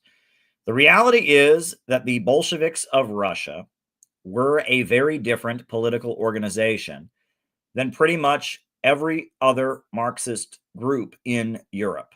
Lenin pioneered an organizational structure and method that was unique to the Communist International and the aligned organizations, though it has been very widely studied, with aspects of it adopted and co-opted by all kinds of different forces since 1917. The Bolshevik Party, formed in 1903 at a meeting of Lenin and other Russian exiles in London, was not an open, democratic, transparent organization. It was rather a conspiratorial organization that Lenin described as a vanguard party. The group was not merely for everyone who agreed with its principles, but only for those willing to give the whole of their lives. The Bolsheviks engaged in agitation to the masses in the hopes of stirring up a greater conflagration, and propaganda to the advanced workers and activists to teach them their ideology. The Bolsheviks practiced democratic centralism, meaning that after a decision was reached about the political line or the methods the organization would employ, all members were obligated to carry it out or to leave the party. Among European Marxists who made up the Second International, the Bolsheviks were considered to be a bizarre cult, closer to a monastic religious order than a socialist political grouping. Lenin denounced the various Marxist groups of Europe as debating societies that did not have the ability to mobilize for unified action. More importantly, he developed his thesis of imperialism, the highest stage of capitalism, and argued that the working class in Western countries was becoming stratified. He felt that loose organizational methods were enabling the aristocracy of labor, higher paid, skilled workers who sympathized with imperialism, to gain dominance within socialist organizations. Lenin felt that relying on privately owned presses to spread socialist politics and allowing freewheeling party members who ran for office and gained prestige within the wider political system to become leaders, all rendered the various social democratic parties of Europe politically impotent. When the First World War broke out and all the major socialist groups abandoned their anti-war pledge and voted for war credits, Lenin fumed with outrage He declared the Second International to be a stinking corpse and argued that the coming revolution was not going to be in spite of the reformist socialists, but against them. He argued in his essay, Imperialism and the Split in Socialism, that social democracy and reformist labor parties were an essential part of what made the imperialist, monopolistic capitalism of the era function, and that revolutionaries should go lower and deeper to the real masses, rather than fighting for revolutionary politics within social democracy. Lenin's model of a party of new type for professional revolutionaries who gave the whole of their lives has cultural roots. In Russia, the Old Believers had functioned as a highly disciplined group who refused to abandon the traditions of the Orthodox Church when the Tsar launched reforms. Its members had communicated with secret hand signals and code words and faced heavy persecution. A secret society called the Decembrists had attempted to launch a coup d'etat and prevent Tsar Nicholas I from assuming power in 1825. The kind of organization that Lenin developed and the way such groups can be utilized, empowered, weakened, and dismantled became a big part of global politics in the time of the Cold War. Khrushchevism, with its attacks on cult of personality, has a lot to do with how things developed, and the unfolding geopolitical chess game of the 20th century involved a lot of vanguard-style organizations being manipulated, emboldened, and dismantled. Karl Marx was living in Paris during the turmoil of 1852, when Louis Bonaparte seized power and declared the Second French Empire amid an economic crisis and divisions among the rich. Marx wrote of the bizarre mob Bonaparte mobilized in order to set the stage for his seizure of power. On the pretext of founding a benevolent society, the lumpen proletariat of Paris has been organized into secret sections, each section led by Bonapartist agents, with a Bonapartist general at the head of the whole, alongside decayed roués with dubious means of subsistence and of dubious origin, alongside ruined and adventurous offshoots of the bourgeoisie, were vagabonds, discharged soldiers, discharged jailbirds, escaped galley slaves, pickpockets, mountebanks, swindlers, tricksters, gamblers, mahrou, brothel keepers, porters, literati, organ grinders, rag pickers, knife grinders, tinkers, beggars, whole indefinite disintegrated mass thrown hither and thither, which the French call la bohème. From this kindred element, Bonaparte formed the core of the Society of December 10th. Marx strongly felt that this mob of lumpen elements did not represent the kind of movement that he sought to create. He pointed out that rather than a movement of wealth-producing proletarians, Louis Bonaparte had mobilized a collection of marginal elements who lived by leeching off and swindling the wealth the working class creates. He wrote, "A benevolent society insofar as, like Bonaparte, all its members felt the need of benefiting themselves at the expense of the laboring nation. This Bonaparte, who constitutes himself chief of the lumpen proletariat, who here alone rediscovers in mass form the interests which he personally pursues, who recognizes in this scum offal refuse of all classes, the only class upon which he can base himself unconditionally, is the real Bonaparte, the Bonaparte sans phrase.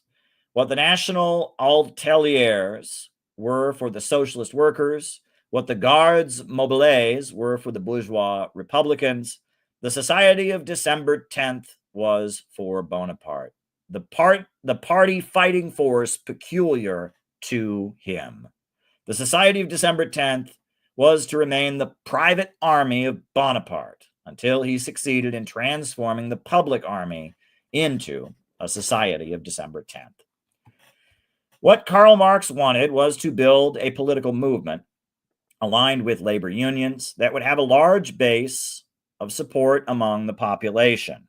The International Working Men's Association, the First International, oversaw heated debates with anarchists over this question. The German Social Democratic Workers' Party, that was formed in the final years of Marx's life, eventually giving birth to the Socialist Second International, carried out Marx's vision of a mass labor union-aligned movement that expressed the interests of industrial workers. However, shortly after Marx's death, Europe was faced with the crisis of Marxism. Labor unions expanded massively. Socialists were elected to parliaments all across Europe. Millions and millions of people joined Marxist organizations. But no revolution came. Capitalism became more stable, not less, and everything seemed to be going the opposite of how Marx predicted. This was primarily due to capitalism moving into its monopolistic stage of imperialism, bringing a new layer of stability to the homelands of the colonial powers, as Africa, Asia, and Latin America were kept in chronic poverty and prevented from developing as Western monopolies looted them. As Western countries stabilized, the various Marxists of Europe began debating what was wrong. The crisis of Marxism gave birth to revisionism, a school of Marxism that called into question key aspects of the ideology. Edward Bernstein coined his concept of evolutionary socialism, arguing the movement is everything, the goal is nothing.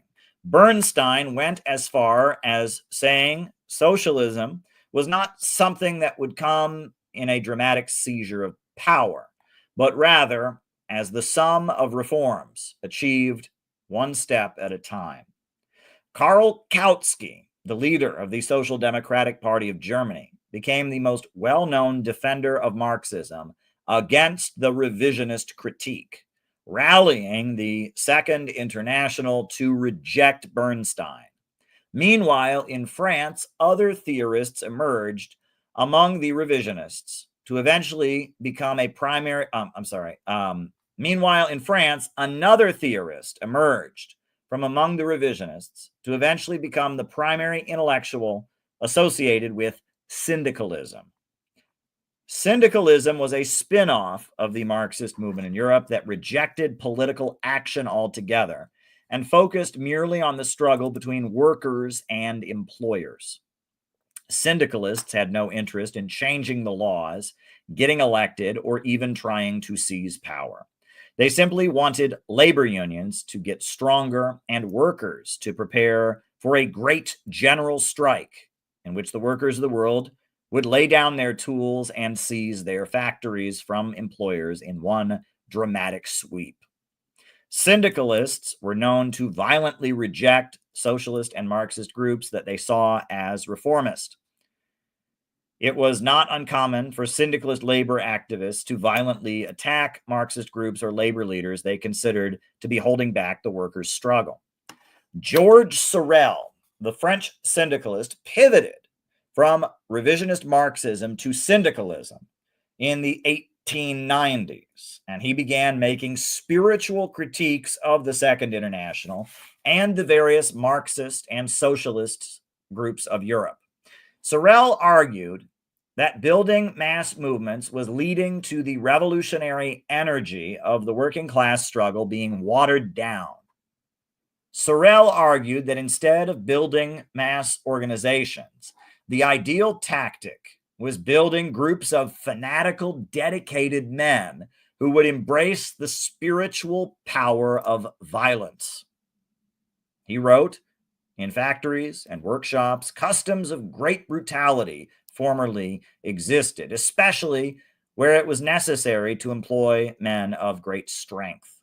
In the end, men managed to be given the task of engaging with other men because any individual taken on by others was subjected to infinite numbers of humiliations and insults. The man who wished to enter the workshop had to buy them a drink, and the following day to treat his fellow workers. There is a tendency for the old ferocity to be replaced by cunning, and many philosophers view this as real progress. Some philosophers who are not in the habit of following the opinion of the herd do not see how exactly this constitutes progress from the point of view of morals.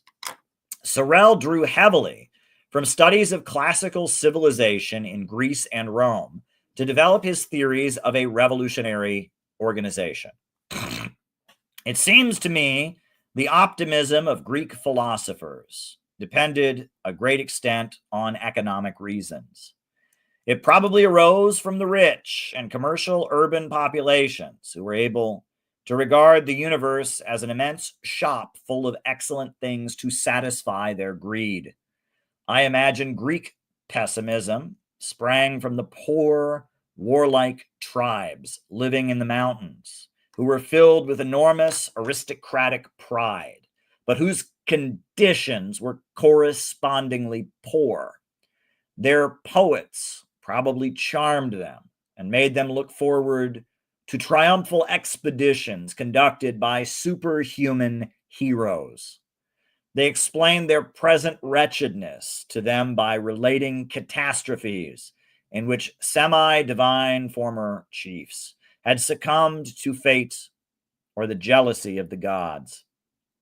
The courage of the warriors might for the moment be unable to accomplish anything, but it would not always be so.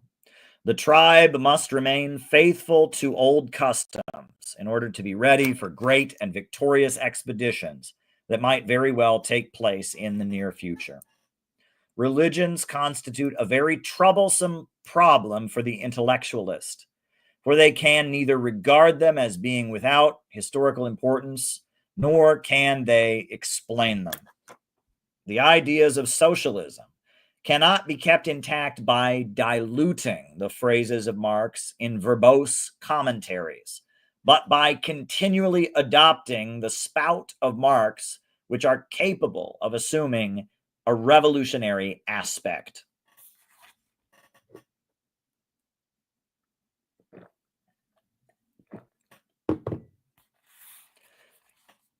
Explaining the ideas of George Sorel, Edward Shills wrote, "Heroism, a sense of the sublime, are the highest virtues.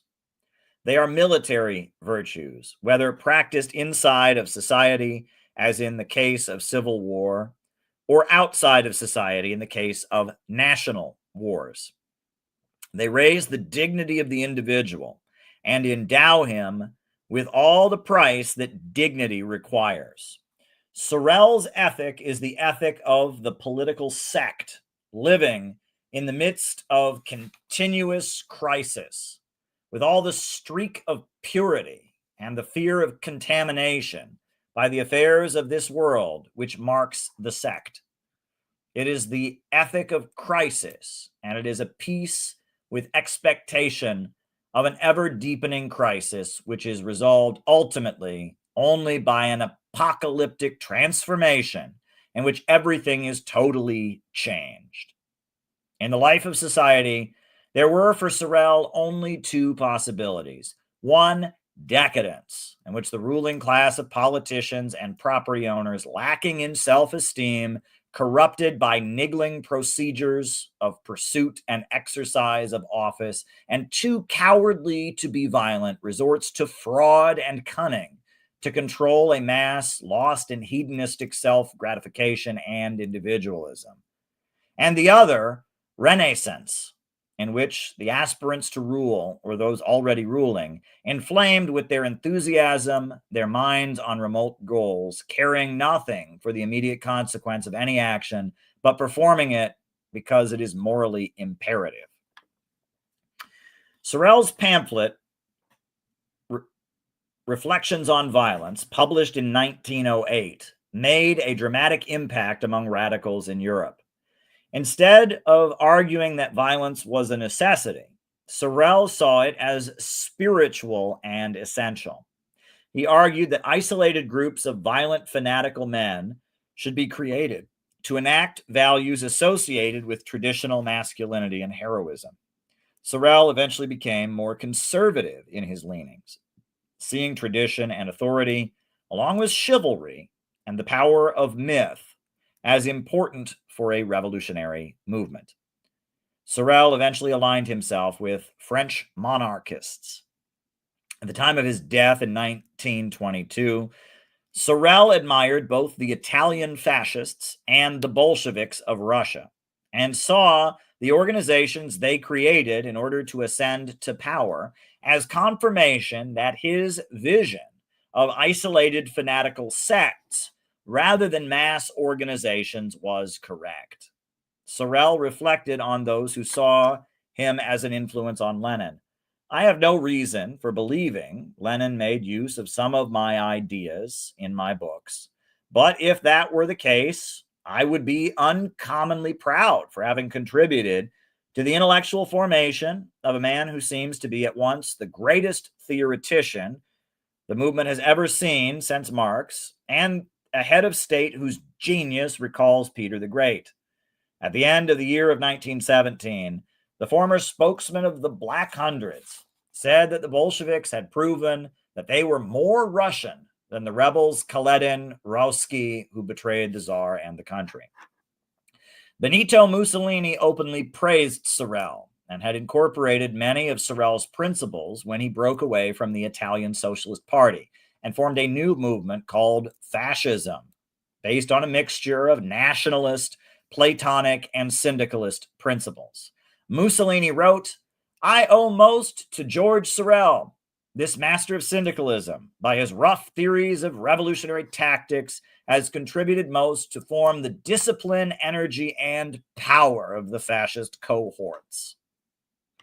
In Germany in the 1920s, a number of right-wing organizations made up of former soldiers were formed to fight against the communists. Most of them traced their roots back to the aftermath of the First World War. By the late 1920s, various right-wing street-fighting groups merged into a single organization called the National Socialist German Workers' Party, commonly called the Nazi Party. Adolf Hitler was the organization's primary leader, though figures such as Gregor Strasser had significant following, and Ernst Röhm was known as the primary commander of the Nazis' paramilitary apparatus called the Stormtroopers. Hitler's autobiography, Mein Kampf, or My Struggle, contains a rather honest explanation of the kind of organization he and other anti-communists and anti-Semites in Germany were working to create at that time. Hitler argued that there was a struggle taking place not merely between individuals, but between competing Weltanschauung, a German word referring to comprehensive philosophies of life and values, ideologies of sort. Hitler wrote, quote, "Every Weltanschauung, whether religious or political, and it is sometimes difficult to say where one ends and the other begins, fights not so much for the negative destruction of the opposing world of ideas as for the positive realization of its own ideas. It has the advantage of knowing where its objective lies, as this objective represents the realization of its own ideas. Inversely, it is difficult to say when the negative aim for the destruction of a hostile doctrine is reached and secured. For this reason alone, Weltanschauung, which is of an aggressive character, is more definite in plan and more powerful and decisive in action than a Weltanschauung, which takes up merely a defensive attitude. If force can be used to combat a spiritual power, that force remains a defensive measure only so long as the wielders of it are not the standard bearers and apostles of a new spiritual doctrine. To sum up, the following must be borne in mind. that every attempt to combat a Weltanschauung by means of force will turn out futile in the end if the struggle fails to form an offensive for the establishment of an entirely new spiritual order of things. It is only in the struggle between two Weltanschauung that physical force, consistently and ruthlessly applied, will eventually turn the scales in its own favor. It was here that the fight against Marxism had hitherto failed. This was also the reason why Bismarck's anti-socialist legislation failed, and was bound to fail in the long run, despite everything. It lacked the basis of a new Weltanschauung, for whose development and extension the struggle might have been taken up. But this was only the necessary result of the failure to find a fundamentally new Weltanschauung, which would attract devoted champions to its cause and could be established on the ground from which Marxism had been driven out. And thus, the result of the Bismarckian campaign was deplorable.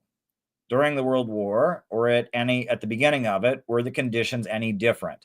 Unfortunately, they were not.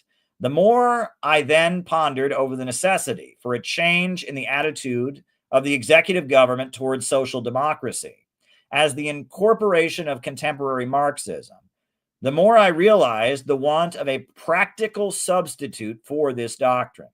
Supposing social democracy were overthrown, what had one to offer the masses instead? Not a single movement existed which promised any success in attracting vast numbers of workers who would be now more or less without leaders and holding these workers in its train. It is nonsensical to imagine that the international fanatic who had just severed his connections with a class party would forthwith join a bourgeois party, or in other words, another class organization. For however unsatisfactory these various organizations may appear to be, it cannot be denied that bourgeois politicians look on the distinction between classes as a very important factor of social life, provided it does not turn out politically disadvantageous to them. If they deny this fact, they show themselves not only impudent, but also mendacious.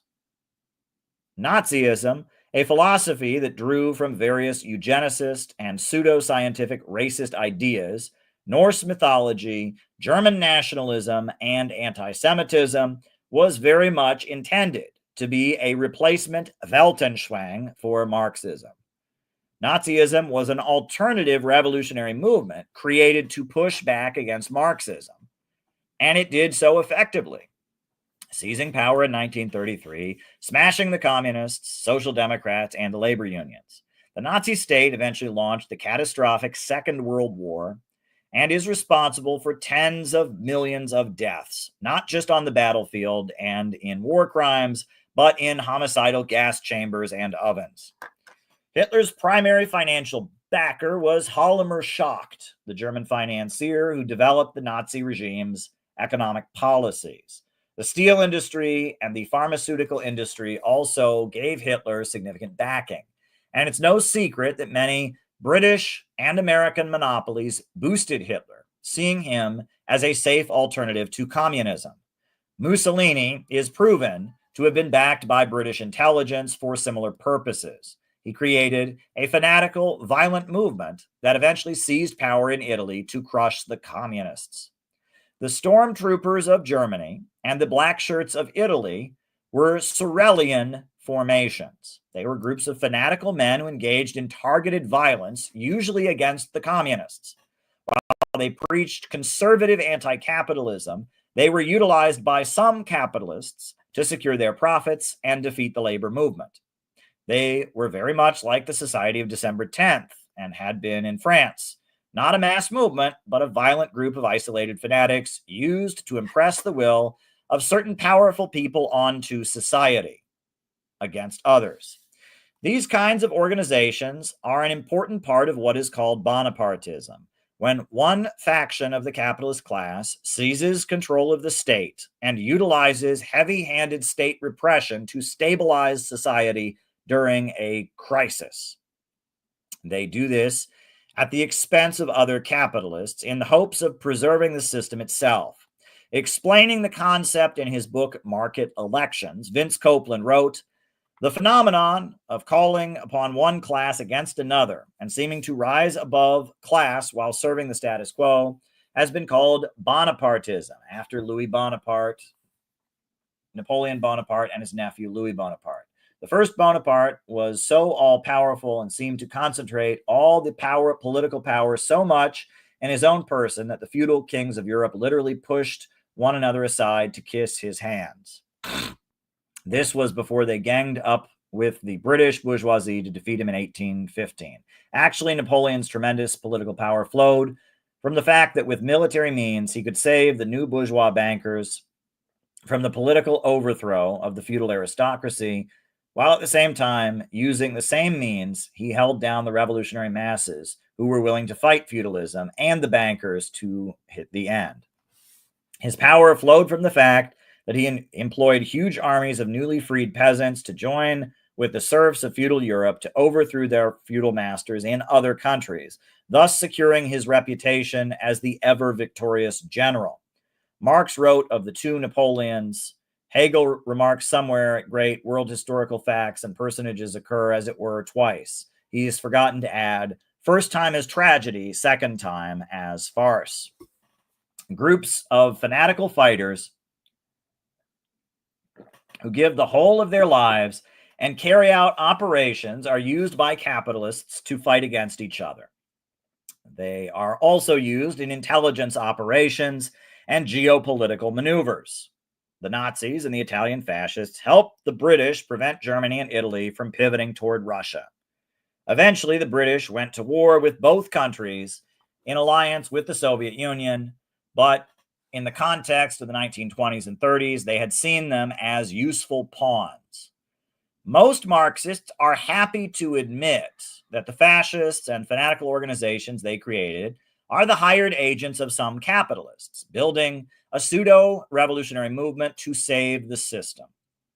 What Marxists are rarely willing to acknowledge is that the various factions of their own movement have often played a similar role. The Communist Party USA was very much the street-fighting revolutionary movement that backed Roosevelt and his allies in the capitalist class in the face of opposition from the National Association of Manufacturers during the Great Depression. Roosevelt faced an attempted coup with the business plot of 1933.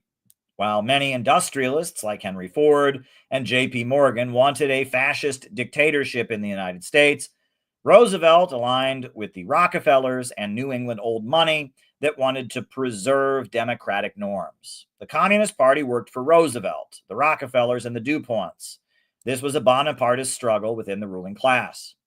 At the time, communists made no apology for this and openly followed the strategy presented by Georgy Dimitrov at the Seventh World Congress of the Communist International.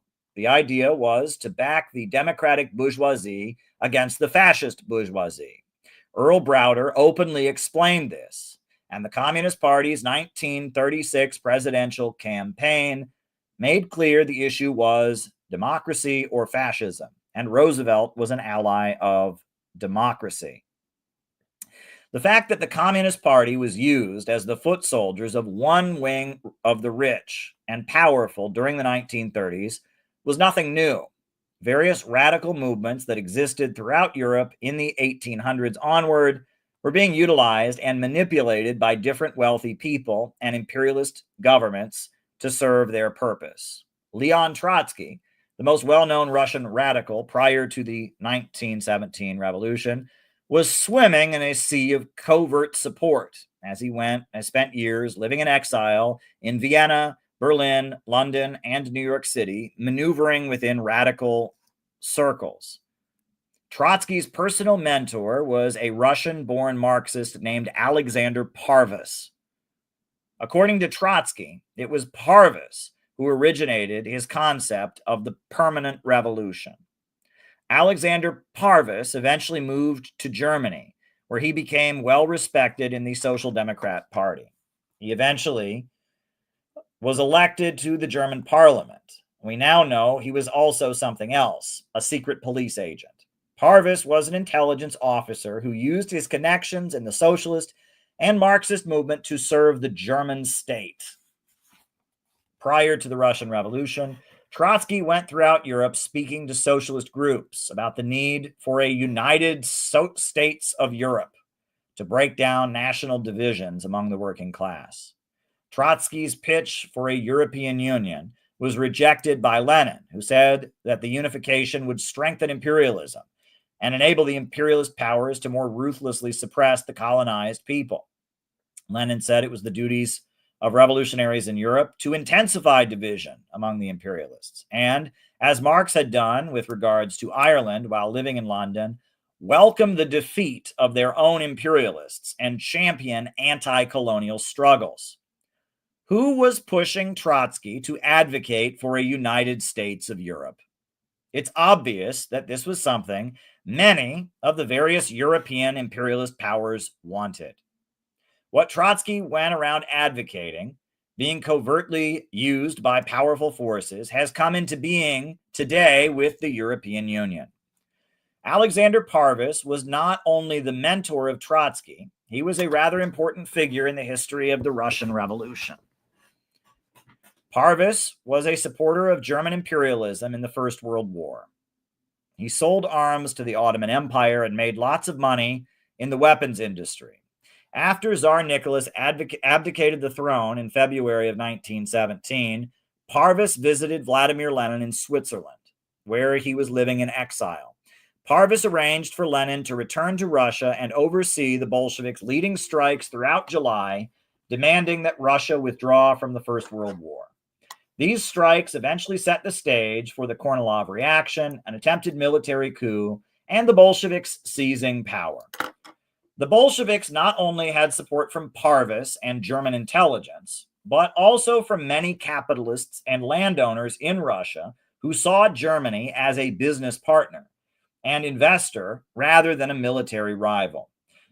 The Bolsheviks were the primary anti-war organization in Russia amid the revolutionary turmoil of 1917, and they polarized society around the question of ending the war and eventually seized power. The Russian Revolution came about due to manipulation of events and political conflicts in Russia by German intelligence and other forces. The Bolsheviks had a massive, disciplined organization dedicated to ending Russia's involvement in the First World War. This made them useful, and they were able to maneuver within this confusion in order to seize power. During the 1930s, Francisco Franco waged a civil war against the Spanish Republic, establishing a fascist dictatorship in Spain. Franco was famous for saying, when he prepared to attack Barcelona, quote, "I have 4 columns outside of the city and a 5th column inside the city." The term 5th column became a common phrase in the era that referred to disruptive elements that weakened the country from within. Who was the 5th column in Barcelona that Franco referred to? It was primarily 2 organizations that were proven to be secretly receiving support from the German and Italian fascists who opposed the Spanish Republic. They were the Workers' Party of Marxist Unification, or the POUM, a Trotskyite political organization, and the National Confederation of Labor, the CNT, an anarchist labor union. These 2 groups organized strikes and protests against the Spanish Republic, as well as violent peasant uprisings that often targeted the Catholic Church. These actions seemed to be revolutionary and leftist, but were in fact done to disrupt and confuse the Spanish Republic and enable the fascists to take power.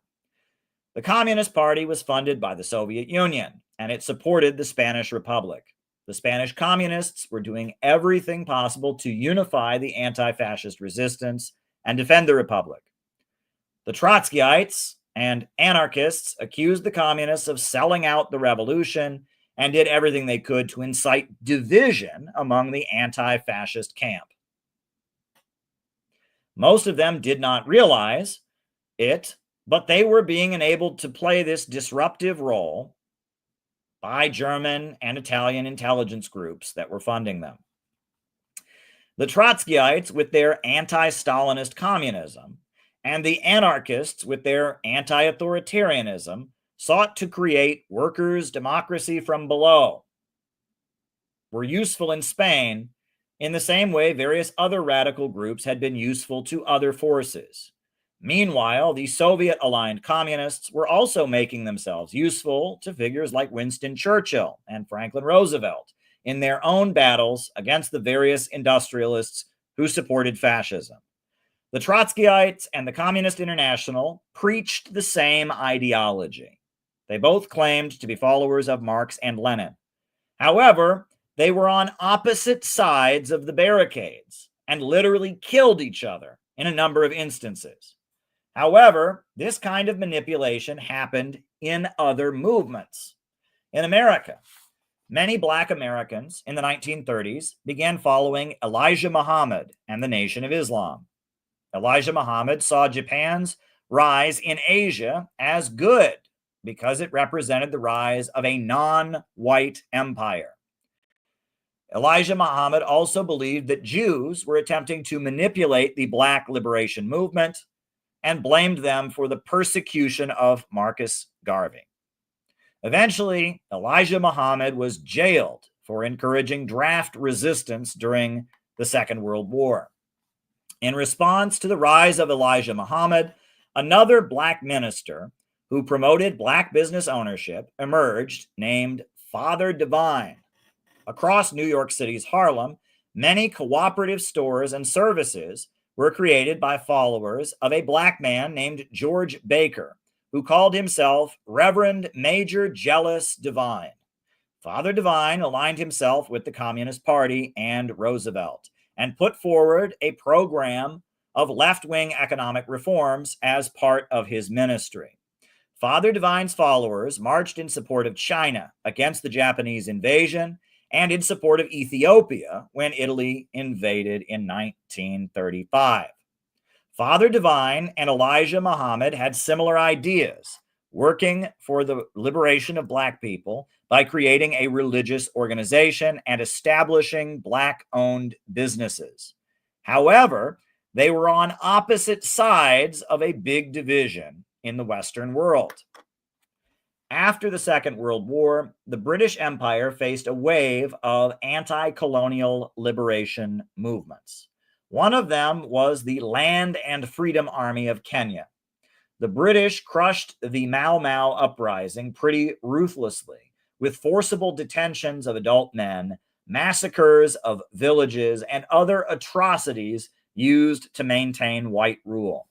One tactic that emerged during the war was pioneered by Frank Kitson, the British military strategist who is considered one of the primary theorists of low-intensity warfare. Kitson defeated the Mau Mau rebels by developing what he called counter gangs. These were Black Africans who posed as Mau Mau fighters themselves to gather information, spread disinformation, and confuse the population. By deploying a number of pseudo-rebels across the countryside of Kenya, the population became very confused. Eventually, the Land and Freedom Army was isolated, and the British were victorious. The Pentagon strategist William S. Lind has expounded on Kitson's concepts in his book, The Handbook of Fourth Generation Warfare.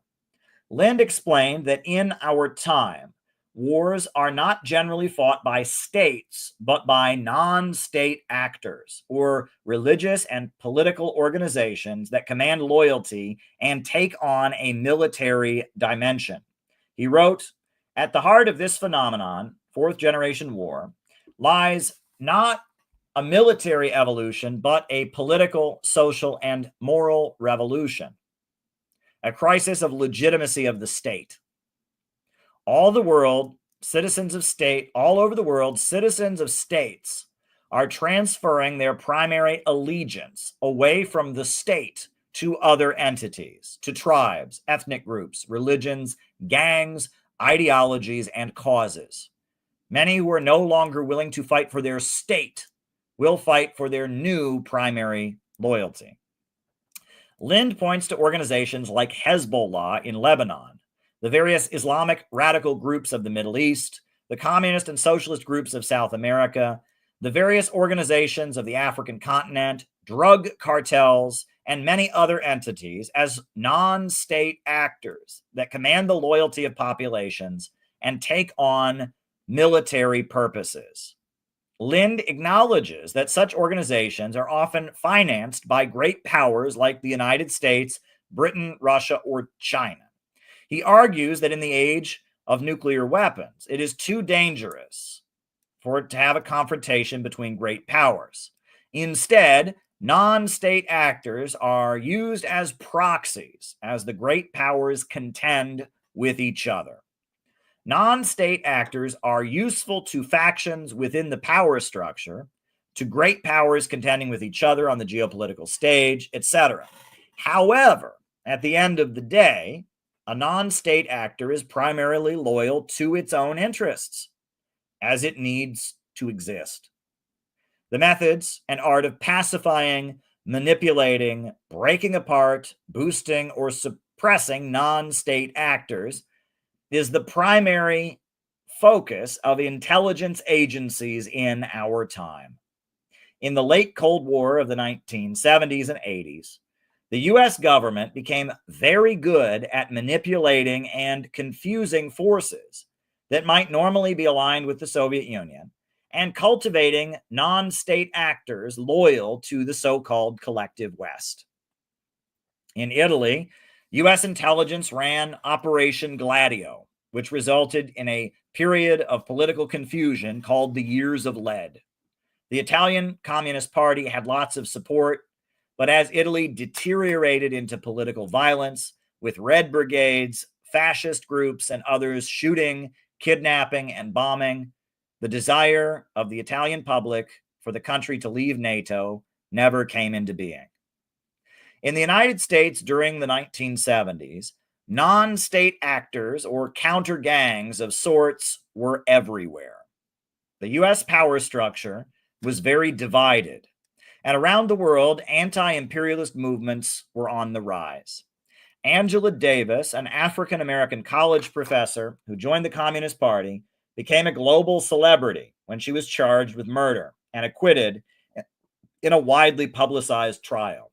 Davis had studied in Germany and was an outspoken defender of the Soviet Union and aligned herself with the Democratic Party and called Richard Nixon a fascist. Her supporters rallied against the Republicans and the military wing of the U.S. establishment, believing figures like Jimmy Carter would de-escalate the Cold War and establish better relations with the Soviet Union. Meanwhile, black radicals hated Angela Davis. Many black radicals hated Angela Davis because she aligned herself with Nelson Mandela in South Africa in the fight against apartheid. In South Africa, a movement called the Pan-African Congress emerged that said justice could only be won in South Africa if land was redistributed and whites were deported. Many black nationalists supported the Pan-African Congress and violently attacked protests and demonstrations led by black leaders who supported Nelson Mandela. They were often joined in doing so by Maoist communists who considered the African National Congress to be agents of, quote, Soviet social imperialism. The new communist movement of the 1970s involved a number of different political groups that sought to create a new communist party in America that took direction from Beijing rather than Moscow. The Revolutionary Communist Party, the October League, the Communist Workers' Party, and the Communist Labor Party all had thousands of members and contended with each other in a bitter sectarian atmosphere. In 1974 was known as Wildcat Summer in Detroit and involved 3 different dramatic industrial actions led by communist factions of the United Auto Workers Union.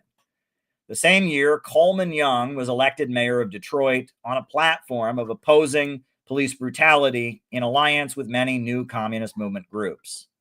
Meanwhile, bombings were taking place all across the United States. The bombs were set by a number of radical groups, including the Weather Underground organization. The group was a secret network of activists who had emerged from Students for a Democratic Society. They were led by Bernadine Dorn and Bill Ayers, a couple who came from millionaire families and had become communist activists. Behind the scenes, the primary guru of the Weather Underground was Clayton Van Lydegraaf.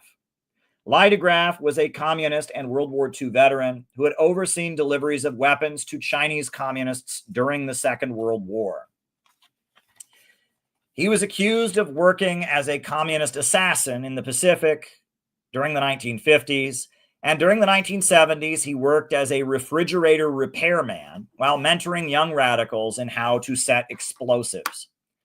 Part of the reason pro-Beijing organizations were blossoming across America was because the United States was courting China as an ally against the Soviet Union. China spoke of Soviet social imperialism as, quote, the main danger to the people of the world, and openly aligned with the United States in many global conflicts. Nixon visited China in 1972, and eventually Jimmy Carter established diplomatic relations with China in 1979. Groups like the October League and other Maoist communist groups functioned as vehicles for U.S. intelligence and Chinese intelligence to cooperate, share information, and work against the Soviet Union. During the 1970s, future U.S. President George Herbert Walker Bush lived in China, running the U.S. Foreign Interests Office. When the Soviet Union sent troops to Afghanistan to defend the People's Democratic Republic in 1980, China's Xinjiang region was used as a base for Islamic extremists to launch attacks against the Soviet Union and its allies. But communists were not the only counter gangs to emerge during these years.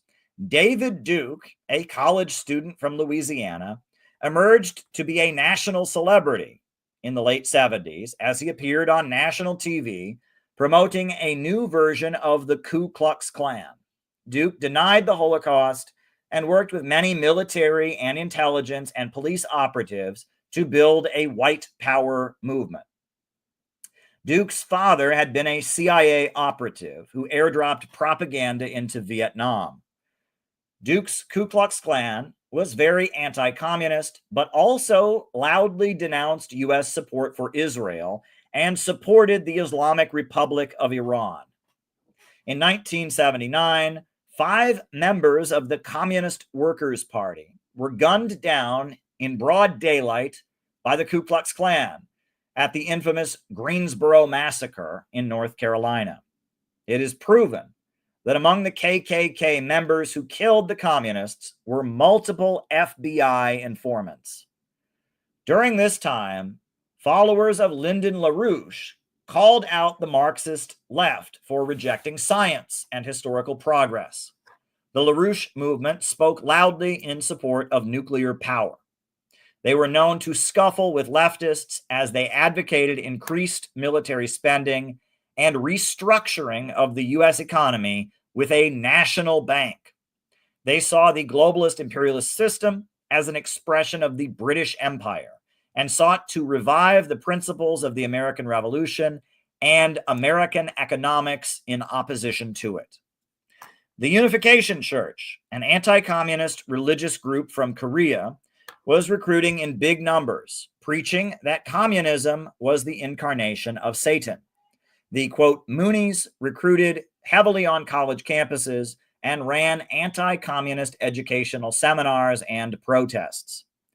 The anti-communist conservative organization that admired Joe McCarthy, the John Birch Society, had established a nonprofit foundation called Western Goals that trained people to infiltrate communist organizations, to gather information and manipulate them from within. Western Goals cooperated with the FBI and had planted agents in a number of communist groups. The John Birch Society opposed Jimmy Carter's move to establish diplomatic ties with China, and Western goals was able to manipulate the Revolutionary Communist Party into holding a death to Deng Xiaoping rally outside the White House when Jimmy Carter welcomed the Chinese leader. In 1975, the Nation of Islam dramatically changed when Elijah Muhammad's son, Wallace Dean Muhammad, assumed leadership after Elijah Muhammad's death. The Nation of Islam began receiving funding from the U.S.-aligned Saudi government and dropped many of its black nationalist beliefs, becoming the Muslim Society of America. Minister Louis Farrakhan then relaunched the Nation of Islam in 1978, holding on to the black nationalist principles and utilizing funding from the anti-imperialist government of Libya to build an entirely new organization. Many were shocked when Muhammad Ali, the heavyweight champion known for his anti-war stances, endorsed Ronald Reagan in 1984. However, this makes sense, as Muhammad Ali was part of Wallace Dean Muhammad's religious organization that was funded by Saudi Arabia and sympathized with Republicans. What was behind all of this confusion?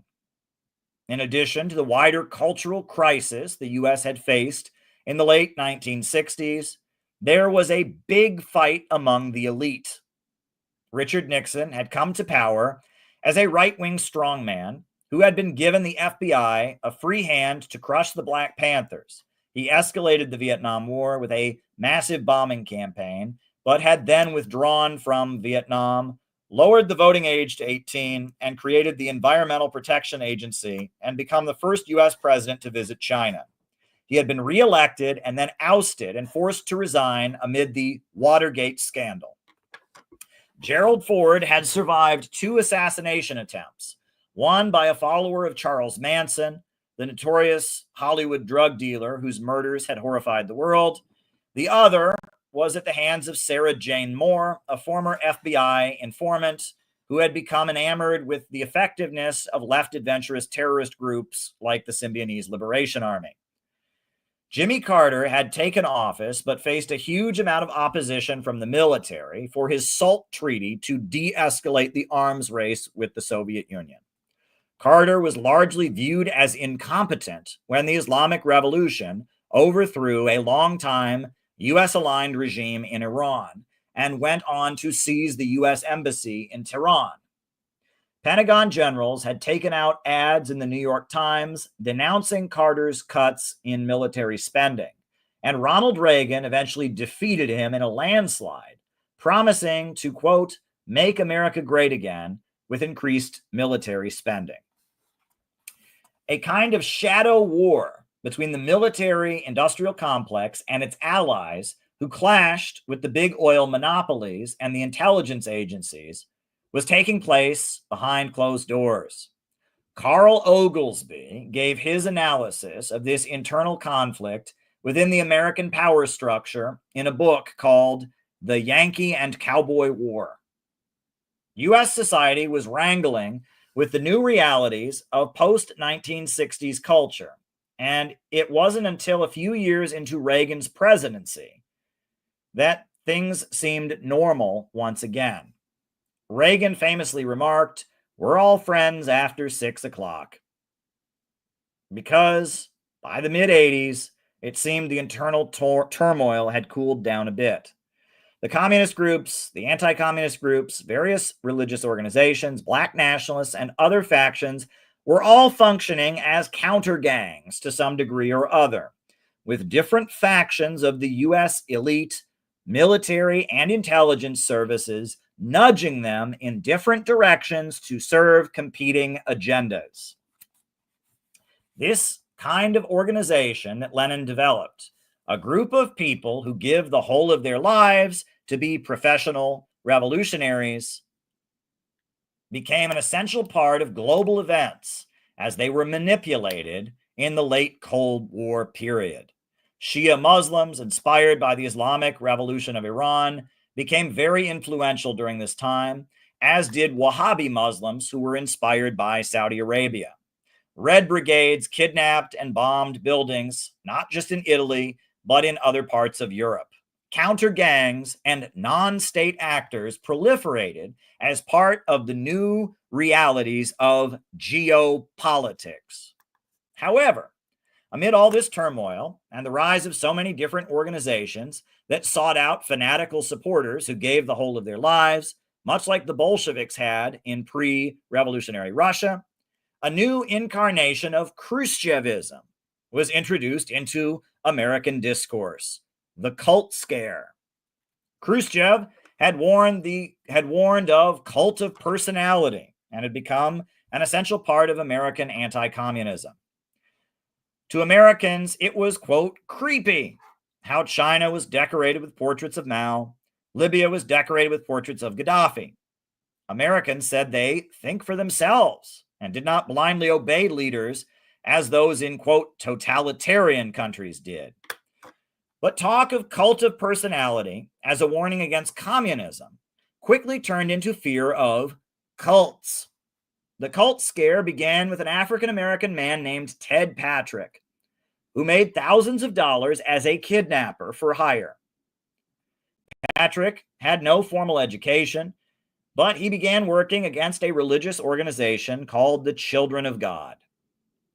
In consultation with parents, he would abduct young people who had joined the group, lock them in a room, deprive them of food and sleep, and otherwise attempt to induce a psychotic break.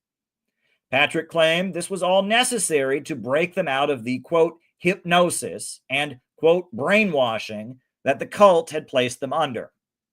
Parents of college-age students paid Patrick tens of thousands of dollars to forcibly abduct their child who had joined one of these organizations, hold them against their will, and browbeat them into renouncing their religious beliefs. Patrick eventually founded the Cult Awareness Network. He soon developed a narrative about various organizations that were emerging across the United States at the time. It was a narrative that had lots of Khrushchevist elements. The claim was that the Children of God, Scientology, the Unification Church, the Nation of Islam, the communist groups, and various new religious and political movements engaged in, quote, brainwashing, and their adherents were hypnotized in a kind of trance, not making their own decisions. According to Patrick and his associates, the leaders of these organizations were not sincere people, but, quote, malignant narcissists who were just using people for their own gain. The Cult Awareness Network specialized in peddling exaggerated gossip about organizations, testimonies from angry ex-members, along with kidnapping, threats, and intimidation. The Cult Awareness Network was happy to take funding from the enemies of the organizations that it targeted. Robert J. Lifton, the U.S. psychiatrist who had overseen studies of U.S. GIs taken prisoner during the Korean War and originated the brainwashing hysteria, served as the intellectual guru. A young Zionist and ex-member of the Unification Church, Steve Hassan, became the Cult Awareness Network's golden boy. In 1978, the U.S. government began moving against the military dictator of South Korea, Park Chung-hee. Park had launched a nuclear weapons program, hoping that he could expel U.S. troops from the peninsula by having his own atomic bomb to deter threats from North Korea. Park had also established military control over parts of the South Korean economy and built a massive steel industry, a car manufacturer, an electronics industry, and many other thriving enterprises in South Korea. Park was a Bonapartist strongman and Korean nationalist. And while the United States had brought him to power and enabled him to develop South Korea's economy as a barrier against communism, they had soon soured on Park, considering him to be too independent and focused on Korea's interests rather than the overall globalist imperialist system. The U.S. Congress began investigating Korean businessmen for their contributions and influence within American politics. Steve Hassan was rolled out as the superstar witness to testify that the Korean CIA had set up the Unification Church as a brainwashing program to recruit young Americans and make them agents of the South Korean dictatorship. The Congressional Committee accused Reverend Sun Myung Moon of acting as a foreign lobbyist, visa fraud, bribery, and all kinds of serious crimes that never stood up in court. Eventually, Reverend Sun Myung Moon was charged for filing a false tax return and given a brief prison sentence. However, Steve Hassan and the Cult Awareness Network got plenty of publicity, and their kidnapping service got plenty of work. In a signed affidavit, Arthur Rosell wrote of how he was, quote, forcibly kidnapped by several men, imprisoned, hands and feet bound, with his hands tied behind his back so tightly they were badly swollen and the color of a bruise. Rosell wrote that he was deprived of sleep for 3 days, not allowed to shave or wash, and was denied all privacy even when using the toilet. Rosell writes that Hassan threatened him with drugs if he did not recant his religious beliefs. And while he was detained, he felt like, quote, a captured animal in a zoo. One communist organization, the Democratic Workers' Party, led by feminist academic Marlene Dixon, was targeted by the ex-cult industry and destroyed. The group had Maoist roots, but as the 1980s went on, it drifted closer to the Eastern Bloc. Dixon visited Bulgaria and returned with a plan to have the organization create a Washington, D.C. based lobby group called the Alliance Against American Militarism. The group was involved in solidarity with Nicaragua and was preparing to set up shop in Washington to advocate peace with the Soviet Union.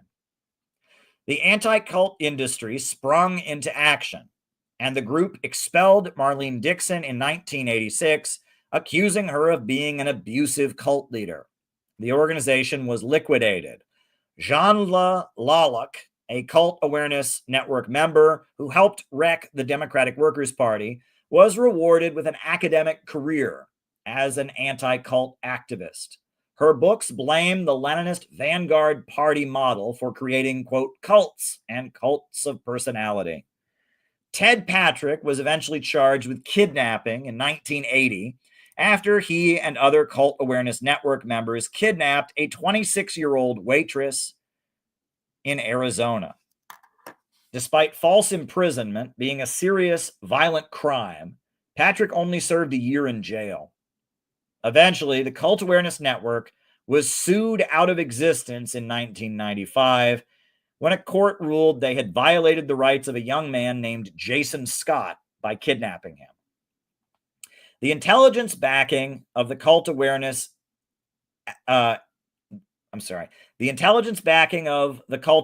efforts is obvious. Mainstream media echoes their narratives. Blatant acts of kidnapping and false imprisonment were carried out with almost no legal consequences, and a military psychologist was providing the intellectual framework for the entire thing. Steve Hassan has never been charged, despite his admitted involvement in forcible deprogramming, which he now says he opposes. Hassan is a frequent guest on TV talk shows and Netflix documentaries warning people about cults. His narrative comes straight out of the Khrushchevist playbook. According to Hassan, cults are started by malignant narcissists who are only really after, quote, money, power, and sex. Hassan repeats U.S. foreign policy talking points, claiming China is the world's largest political cult and Russia is, quote, a political cult. Hassan's latest book, The Cult of Trump, argues that the U.S. president is utilizing covert hypnosis to seize control of U.S. politics and win support. After the January 6th Capitol riot, Hassan shocked the world on CNN by blurting out that mass deprogramming was needed, saying, quote, "In studying all the thought reform brainwashing models, I developed a bite model of authoritarian control, and it basically talks about controlling behavior, information, thoughts, and emotions to create a new identity that's dependent and obedient. And this is a radical personality change in the mental health literature. In the APA DSM-5, it's called dissociative disorder, questioning of identity. And the bottom line is all of America needs deprogramming because we've all been negatively influenced by Donald Trump." Hassan's stated goal is to get the field of psychology and the U.S. legal system to be altered in order to allow for his kidnapping practices. Hassan hopes to establish a legal mechanism for people in organizations deemed to be cults to be considered under undue influence and forcibly detained to undergo deprogramming procedures. On July 13th, 2021, a former member of a British Trotskyist group appeared on Steve Hassan's YouTube channel to explain how he had been brainwashed to support the British Labour Party leader Jeremy Corbyn and to oppose Israel. Quote, "I despised Corbyn. I hated him. I thought he was a terrorist supporter. I thought he was an enemy of the West. I saw him as the embodiment of evil. But then I joined the international Marxist tendency, which was practicing entryism into the Labour Party and strongly supporting Corbyn, and here I was, campaigning for him."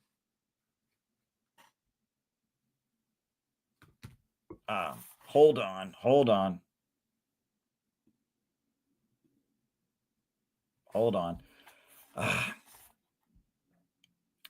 There we go. Sorry about that. There I was, campaigning for him. I had been a strong supporter of Israel before that, and they brainwashed me into thinking that Israel was this uniquely evil country. I played down the whole anti-Semitism fury that was going on because there was genuine anti-Semitism. The almost comedic interview includes the young man describing routine political activities, like calling people to invite them to meetings, handing out leaflets, and holding events on Black history as cult recruitment and mind control tactics that he had been brainwashed into engaging in. The young man then proudly proclaims that he came to think for himself.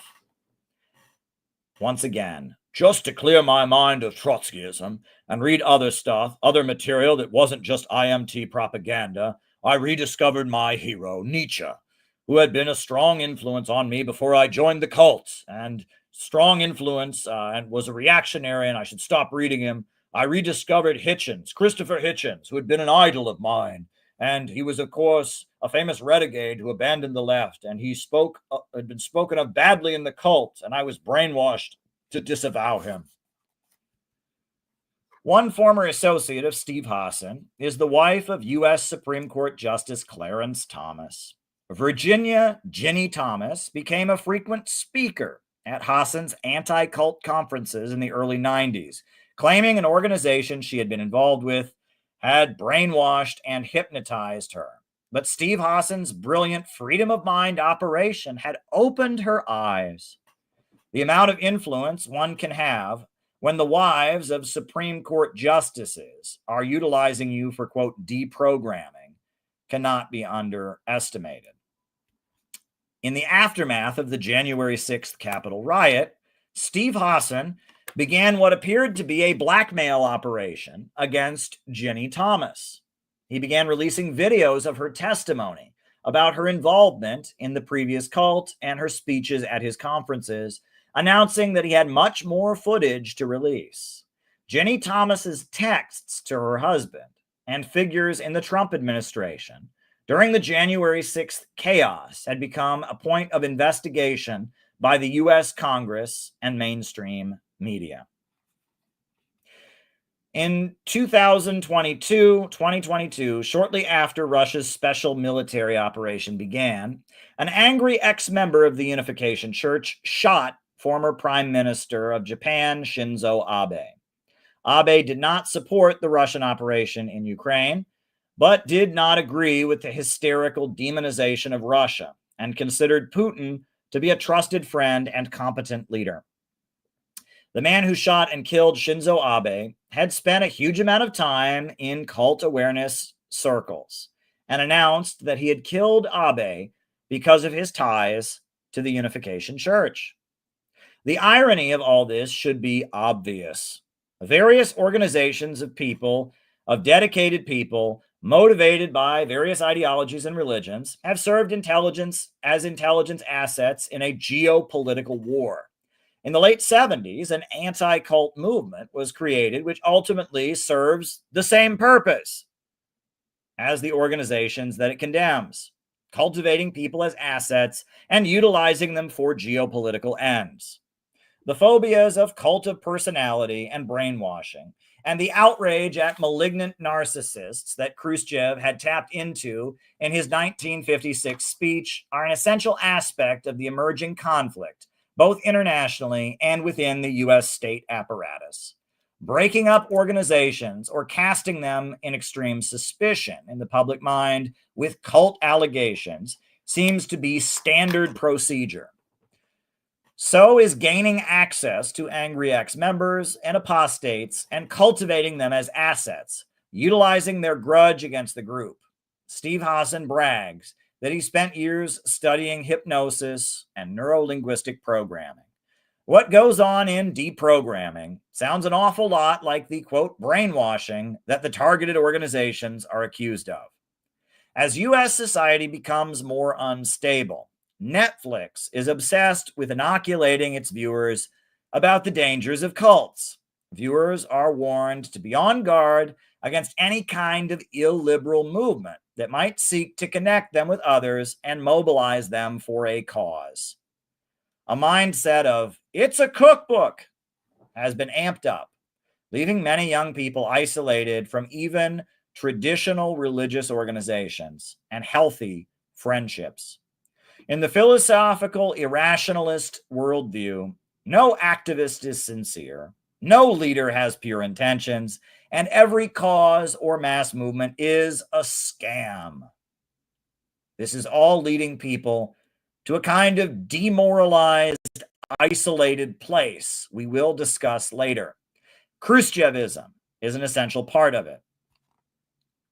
The ex-cult industry has taken aim at the Center for Political Innovation, most especially after we exposed Steve Hassan was advising the BreadTube social media commentators as they pressed young socialists, unquote, to support U.S. regime change operations and not question mainstream media. The operations with which Hassan and his network target organizations are rather unoriginal and easy to spot.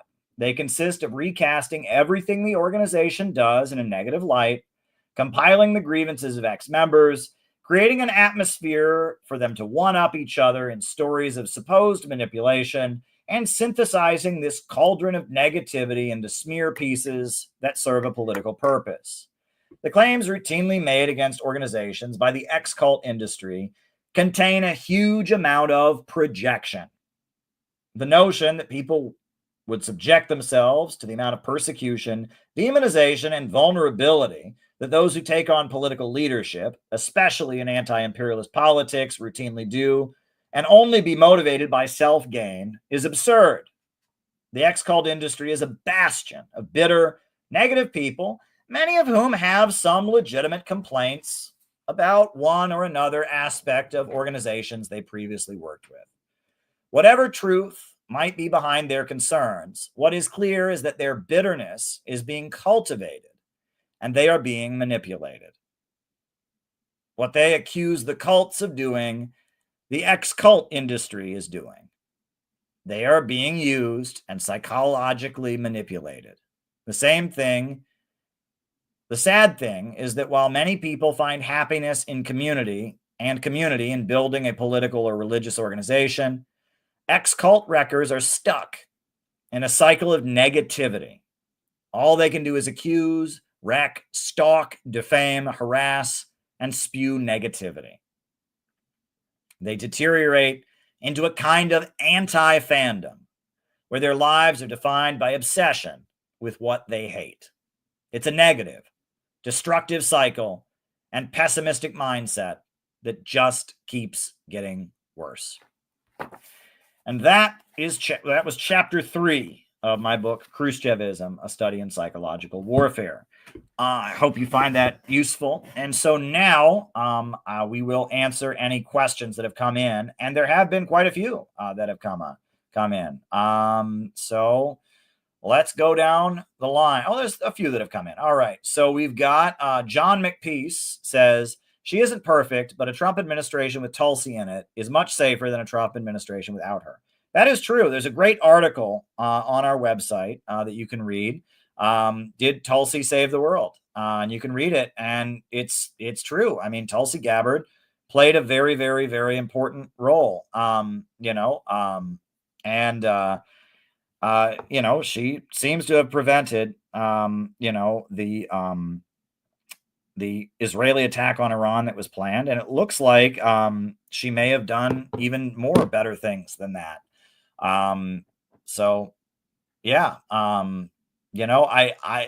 Tulsi Gabbard is important. She supports Israel. I don't. She's not where we're at, but she knows who we are. She read our book on Kamala Harris. I mean, you can tell that from interviews where she basically quotes it. And on top of that, I cannot get over this clip. Shall I show this clip? Where's the clip? I have the amazing clip that I show. I cannot get over this clip, which is not a small, not a small clip. It's not a irrelevant video. It's quite a video. I can't get over it. And this was on the podcast of Roger Stone, who's a very, very important member of the Trump camp. I mean, he's a very, very important Trump podcaster. And on his podcast, on Roger Stone's podcast,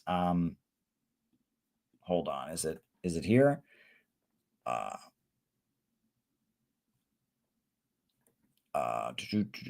me see if I can find the video.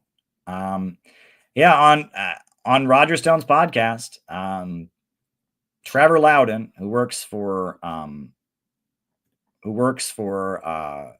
Epoch Times, anti-communist dude from New Zealand, this is what he said.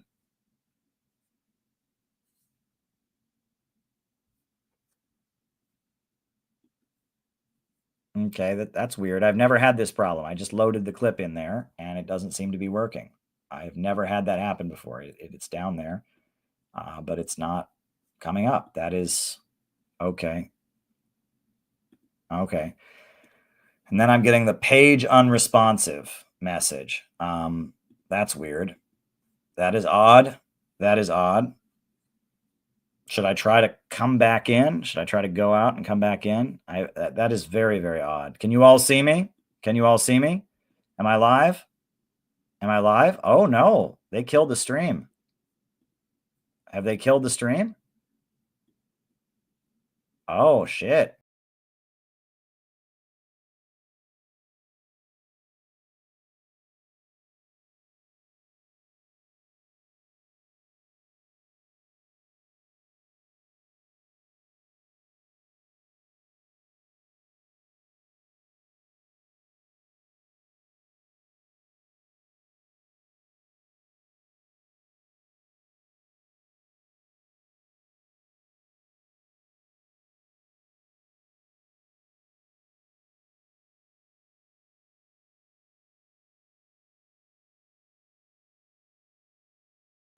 All right, I'm back.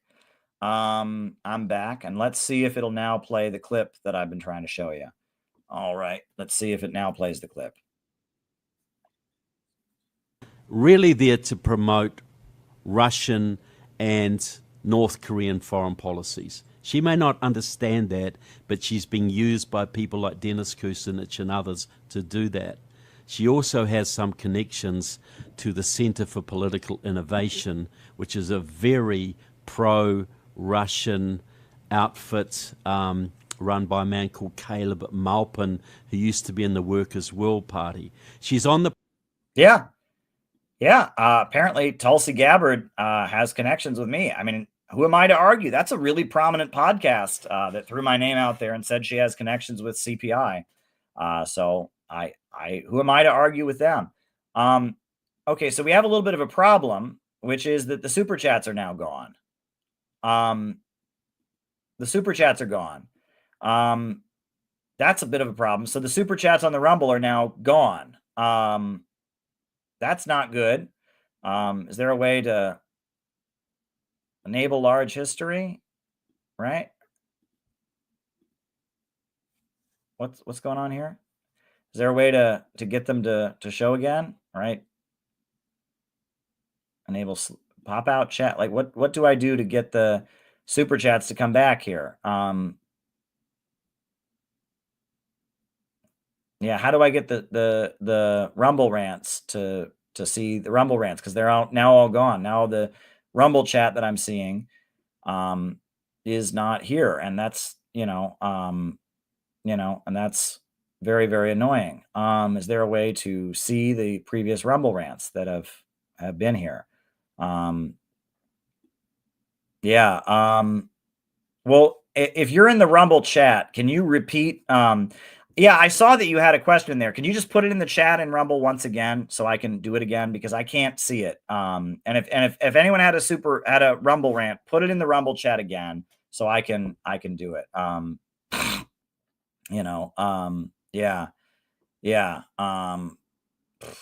This is annoying. But yeah, Funky, put your question in the chat again. So I can answer it. You don't have to rant it. You don't have to pay anything. You can just, you can just put it in the chat and I will answer it. I want to answer. People paid to ask questions. They deserve an answer. They deserve an answer. But hey, here we are. So yeah. So I'm just waiting for Briggy's question to come in. I think there was like one other question from Hempcar. Was it Hempcar who sent another question? Hempcar, if you're watching, put your question in the Rumble chat again, because I can't see it. You don't have to pay. Just put it in the chat so I can see it, because it doesn't seem to be there. But yeah, this is weird. These things happen. There's glitches every so often. We've been going for 3 hours. I just read you a whole chapter of the book. And so is Trump making his big announcement on Victory Day to distract us from the significance of that event? Well, I am hoping, Funky, that the announcement is that the war is ending. That's what I'm hoping for. Fingers crossed. I can't imagine what announcement could be bigger than that, right? So I'm holding out for that to be the announcement. But who knows? I mean, we don't know. But my fingers are crossed that announcement is that the war ends, right? That the war ends, and that's what I'm holding out for. So fingers crossed that is the big announcement. That's all I can say. But could it be that? And also, it's not clear when Trump is going to make the announcement. He said just before he leaves for Saudi Arabia next week. So it may not be on Victory Day. Right? Victory Day is Friday, May 9th. So it may be on Monday or Sunday that he makes the announcement. But he's making this big announcement. He's going to make it before he leaves for his Middle East trip. So let's hope. Let's hope. Let's hope that is the case. There we go. That said, folks, and I guess, were there any other questions in the Rumble? If they are, say them again in the chat. You don't have to pay. Just say them so I can put them on the screen and answer them. I do want to remind everyone to come to our Chicago convention. It's going to be absolutely awesome. We need you in Chicago. It's going to be a great, great event. We need you there. And you can now donate. You can donate to make the event happen. We have a GoFundMe. It's been going and people have been giving monthly pledges. We've raised a few $1,000, but we need more. And I'm calling a lot of people and trying to figure out getting funding in order and all kinds of things. So, donate to support the convention. We just reserved the house for the 7-day program. and it's really great. I am live. What do you mean I'm live? What does that mean? I know I'm live, right? Was I not? I mean, is that in question? But yeah, if you want to donate, if you want to donate to help help the event, that would be great. That would be awesome. That would be tremendous. That would be great. So yeah, that would be awesome. So we could use some donations. Hey, just throw us $5, throw us $3. You don't have to throw us a huge amount. Throw us $20. That would be great because the convention is going to be the biggest thing that we've ever done. That's the GoFundMe. So if you can put some money into that GoFundMe, that would be awesome. That would be awesome. That'd be great. I would sure appreciate it. And yeah, we're just, we're every day we are working. Oh, Gabby just sent a question on the Cash App. So what is Gabby's question?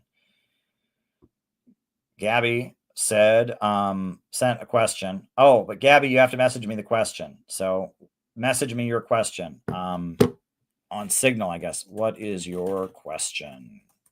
What's the question, Gabby? I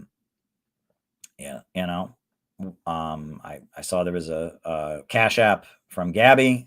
So just tell me what the question is, and I will do my best to answer it. Send your question. But yeah.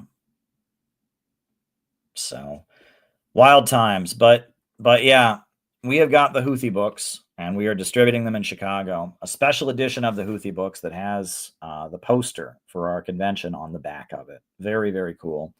Very, very cool indeed. Yeah, I'm really, really pumped for Chicago for our 7-day program and everything. We got a lot going on. And we got a good crew of people. We've got a very, very good crew of people who are very dedicated to what CPI stands for. And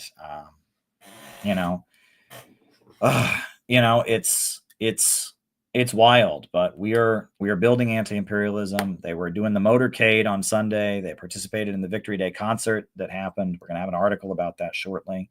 Like all over the country, CPI is doing stuff, whether we're in the streets for Ibrahim Traore or we're everywhere we go, we're doing stuff. Anti-imperialism is the future. We are the anti-imperialist movement.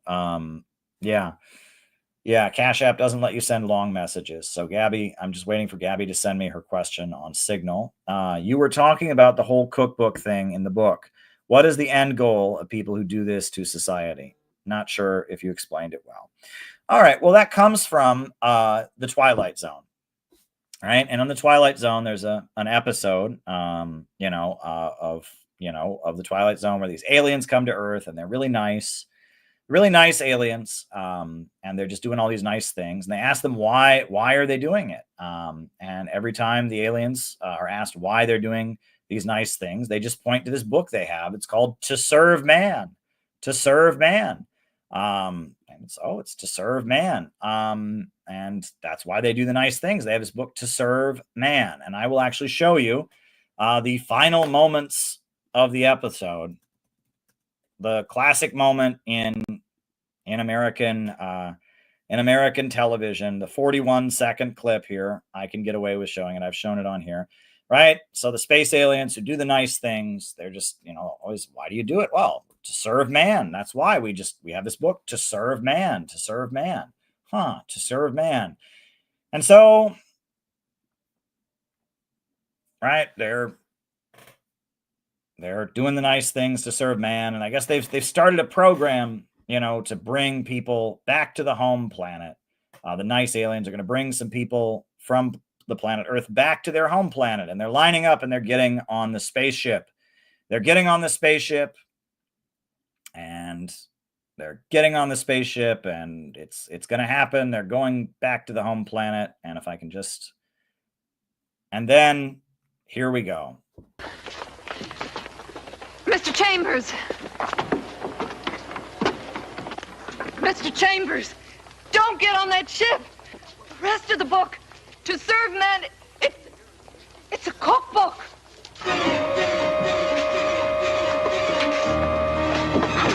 No! No! No! No! No!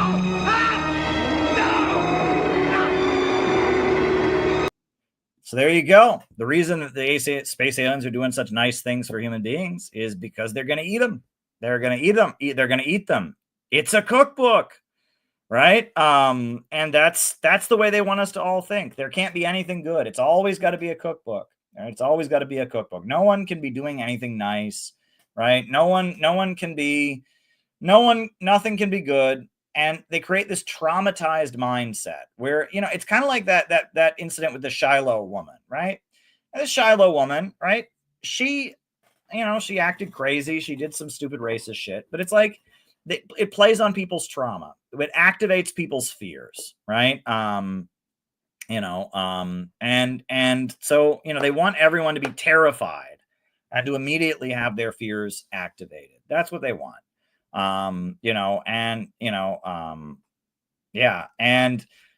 Eat the rich is fundamentally, it's a cookbook. And the slogan of the Chinese Communist Party is serve the people. So this is to serve man, but it's the same kind of idea, right? And this is a lot of, how like libertarians think, right? Ayn Rand in her literature, she sees anyone who acts altruistically as having a hidden agenda, right? If you watch, there's that movie that they made, Slumdog Millionaire. I don't know if you've ever seen Slumdog Millionaire, but here we'll put to serve man, on the cover of the. Here we go. All right. Slumdog Millionaire, right? And it's this like kind of libertarian-y movie. And like in the movie, the boy is like begging, and there's these nice people who give him food, and then they want to blind him so he can beg more money, and they're going to blind him, so he runs away to not be blinded, and I don't know, it's like, it's like this idea that compassion and kindness and all that is always just a scam. Everyone's just a selfish person, I mean, it's absolutely crazy. I saw somebody tweeting today, but I'm not going to rehash things, but it's like the things that people allege are so outrageous, that it's like, it's one thing, if you think somebody should have done something different or whatever, but when, the way that they project onto people's intentions is so crazy, right? It's like, no one could possibly have any good intentions, right? I couldn't possibly have written this book, and written many books like it, hundreds of pages long. And I don't get on these streams every night because I believe in anything that I'm saying. It's all just a malignant narcissist scam, to get sex out of people, apparently. That's what is alleged, right? And that's like so ridiculous and stupid. And it takes a really kind of crazy person to think of that, right? Like there's a level of projection there. Like who would do that, right? I mean, if you want sex, you can, go have sex with a prostitute. I mean, go get a girlfriend. I mean, there's like many ways one can get sex. The idea that, that I get on here and I've written books that are hundreds of pages in length and I'm getting on here, all this, but it's all just a big plot to get sex out of people. That's what these people claim, right? And that's like, how can anyone even believe that? Like believe that anyone would do such a thing? It's outrageous, but that's what, that's what they want you to think, right? Mr. Chambers. Mr. Chambers, don't get on that ship. The rest of the book, To Serve Men, it's a cookbook. Right, they want everything's a cookbook. Everything's a cookbook, right? And it's just so utterly stupid. And, it's like, it couldn't, it's the same as Stalin, right? Stalin, you look at everything Stalin did in his life, but according to Khrushchev, no, he just wanted power. It was all about self-gain and power. It's like, obviously you can disagree with what Stalin did. You can say Stalin did a lot of things. You can even be harshly critical, but Stalin obviously was doing it for something other than self-gain, because why would he have subjected himself to what he did? Like, it's like, but it's pure projection. Why would anyone ever do anything good, right? That's what these people believe. No one would ever really believe in any cause. No one would ever really stand for truth, right? They're all just self actors. You know what I'm saying? you know, I mean, it's just like when we, you know, I'll show you a video. Let me see if I still have this video. You know, so years ago, the president of Ukraine, Poroshenko, was protesting at was speaking at Columbia University, and I was involved in a protest against Poroshenko. You know, let me see, and I guess I'll show you. This is from what is the date on this? This is from right? This is from what year? This has got to be like what, 2015, something like that. Yeah, it was 9 years ago. This is from September 2015. Petro Poroshenko, the president of Ukraine, was speaking at Columbia University during the UN General Assembly. So I was there protesting, and there was a scuffle. His security people actually ended up attacking the protest. I'll show you video of that. It was wild. This was the video that RT ended up showing. They had a camera crew. So yeah, this was.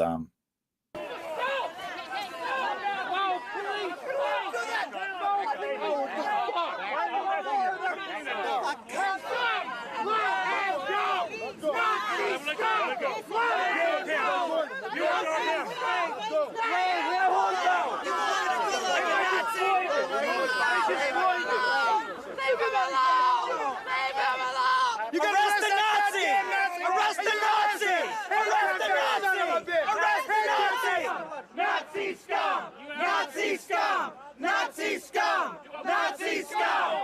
Nazi scum! Nazi scum!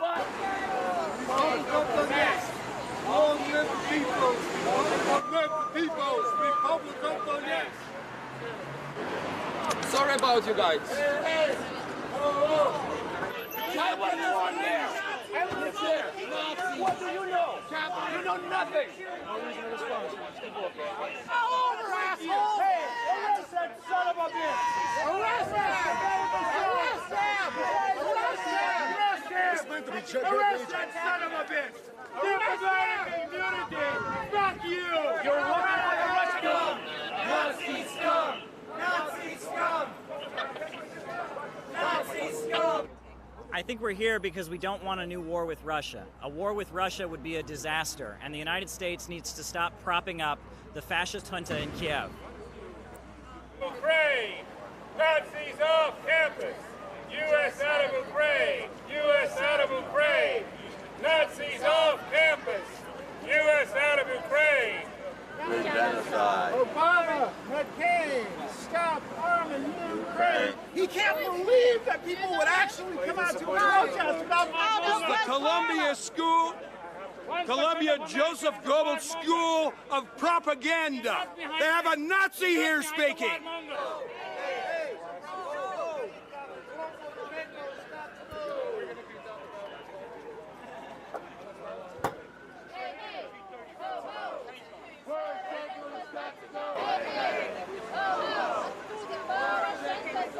No more dollars for Nazis in Ukraine.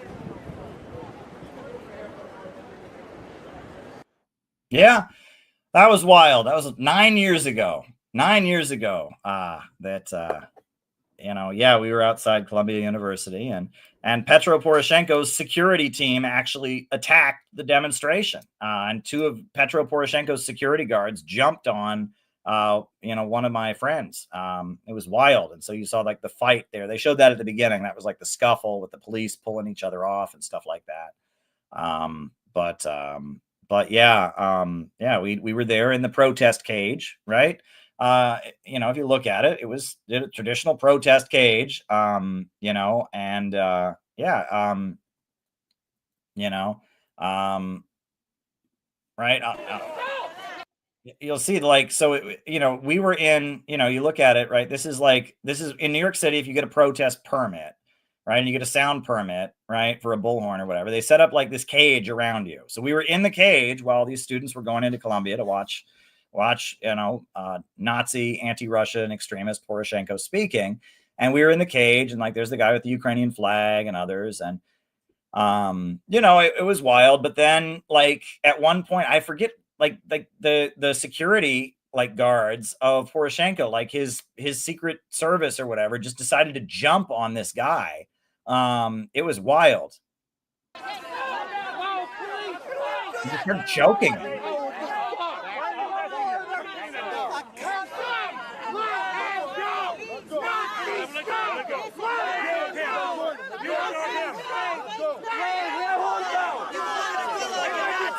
Yeah, it was wild. It was absolutely wild that these two Ukrainian security guys, they just grabbed one of the protesters and started choking him. And then the police are there trying to pull them apart. I mean, it was absolutely crazy. But what was wild was that there were a lot of these Ukrainians that were, going in and out of the event, and they were saying, "Oh, how much did Putin pay you?" Right? Because apparently, no one could ever possibly disagree with U.S. foreign policy, right? And that's what they were saying. Oh, how much did Putin pay you? It's like, how about we have actually read about what's going on, and we don't like our U.S. government. Yeah, and Webster Tarpley was there. He was there at the protest. He was there with his Welcome Putin the Peacemaker demonstration, and I was kind of a member of Workers' World Party at that point. I was there with Workers' World Party members in the video that you can see. And yeah, Webster Tarpley and the Tax Wall Street Party were there, and the Workers' World Party people were there, and some Russians were there. And we were protesting against Poroshenko outside of Columbia. The Tax Wall Street Party, there was like a crew of like kind of, it wasn't the Tax Wall Street Party. It was like a group of like kind of local kind of conspiracy oriented anarchists. They had this banner that said, hold on, what did it say? Their banner, it said, Al-Qaeda in Syria, CIA in Africa, Nazis in Ukraine, stop the U.S. government. That's what it said. And then there was the flag of the Donetsk People's Republic, right? And then I was waving the World War II victory flag. That's what I'm holding. That's the hammer sickle World War II victory flag. And yeah, Webster Tarpley's people from the Tax Wall Street Party, they had the Welcome Putin the Peacemaker, because I had been at their rally earlier that day. They had a rally at the UN to welcome Putin to the UN, because Putin actually came to the UN that year. He hasn't come since, but he came and spoke to the UN General Assembly. And we had this banner, Welcome Putin the Peacemaker. We had a pro-Russia rally outside the UN. It was Webster Tarpley and like 5 other people. It was a tiny little demonstration, but Webster Tarpley, he got a cage outside the UN, and he had that banner, and then he just got up there and he just gave a speech, and I don't know. And it's funny because, yeah, Webster Tarpley is now anti-Russian. Webster Tarpley is a former member of the LaRouche group, who was like one of their prominent spokespeople in the 90s, 70s, and 80s, I guess. And so I guess he tends to do the opposite of whatever the LaRouche people do. And the LaRouche people are pro-Russia. So, they kind of pivoted into a pro-Russia place. So now he pivoted into an anti-Russia place. The other thing was that he didn't like Trump. He really hated Trump and was really like hysterical in opposition to Trump. And then he published a news story on his website about Melania Trump that was defamatory, and he got sued by Melania Trump personally.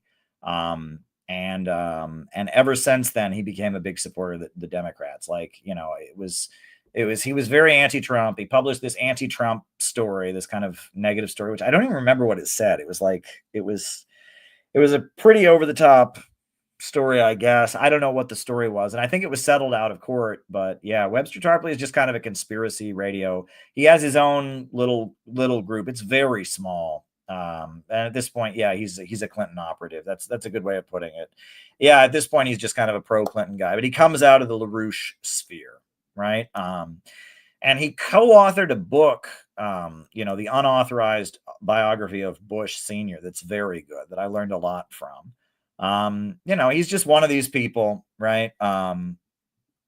He's just one of these people who's in the,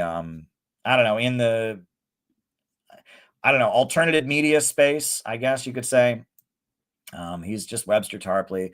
It's funny, right after Obama was elected, Alex Jones made a film called The Obama Deception. And, Webster Tarpley is one of the main talking heads in the film. Yeah, I don't know. He's just a guy. He's just one of these, one of these alternative media voices or whatever.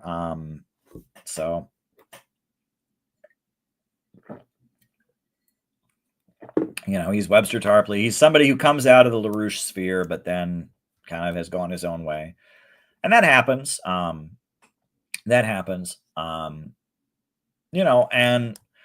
I don't know. I mean, I could say more, but it's not really necessary. I only met him on a couple of occasions. When he was having his rally at the UN, I went to his rally, Welcome Putin the Peacemaker, because I'm pro-Putin, so I wanted to go to it. Somebody I knew invited me to it, and I went to that. And then, he was still pro-Russia at that point. And so I tried to meet up with him, and then he lives in Washington, D.C. So I tried to meet up with him when I was working in D.C., but he didn't want to meet up with me. And that was that. That was the end of that. It was just, it was whatever. So, and then when he became anti-Trump, the way he was hysterically anti-Trump, the Trump derangement syndrome really started, the left forum. They had like a regular left forum. Right? Nowadays, so there used to be every year in New York City, there was something called the Left Forum. And the Left Forum used to be, it was just every communist socialist group and the 9/11 truthers and all kinds of different groups would gather, and there'd be thousands of people there. And it was just a thing that happened. It was originally called the Socialist Scholars Conference. And then in the 90s, it became the Left Forum. And it was, just kind of this annual convention of all the communists. Some people have suspected that it is some kind of government fishing expedition because they have an archive. I forget which college, like Pace or New School or one of the colleges, films everything there and keeps it in an archive. And so there are some people who suspect that it is some kind of intelligence something or other, right? And the DSA kind of runs it, and DSA is intelligence connected. And so it may be like just an opportunity to collect the names of everyone who wants to come to a communist meetup. And, but they'll let anybody have a workshop there, and it costs you nothing, right? And so Workers' World Party, we'd have 5 or 6 workshops there every year, just about, hey, learn what our group is about. And it used to be very inclusive. And, Angelo D'Angelo and Party of Communists and the U.S. Friends of the Soviet People would set up, and every Trotskyite group. And, it was just this general gathering. And there would be like these plenary sessions where they'd have big speeches, and the big speeches were always very negative, right? And that's what I noticed is that the speeches were always like, we suck. And I always wondered about that. Like, it'd be a boomer leftist would be up there talking about, we suck. I remember when I was a kid, the Communist Party was really big, and now we suck, and then during, right after the Occupy Wall Street protest, 2012, in March of 2012, the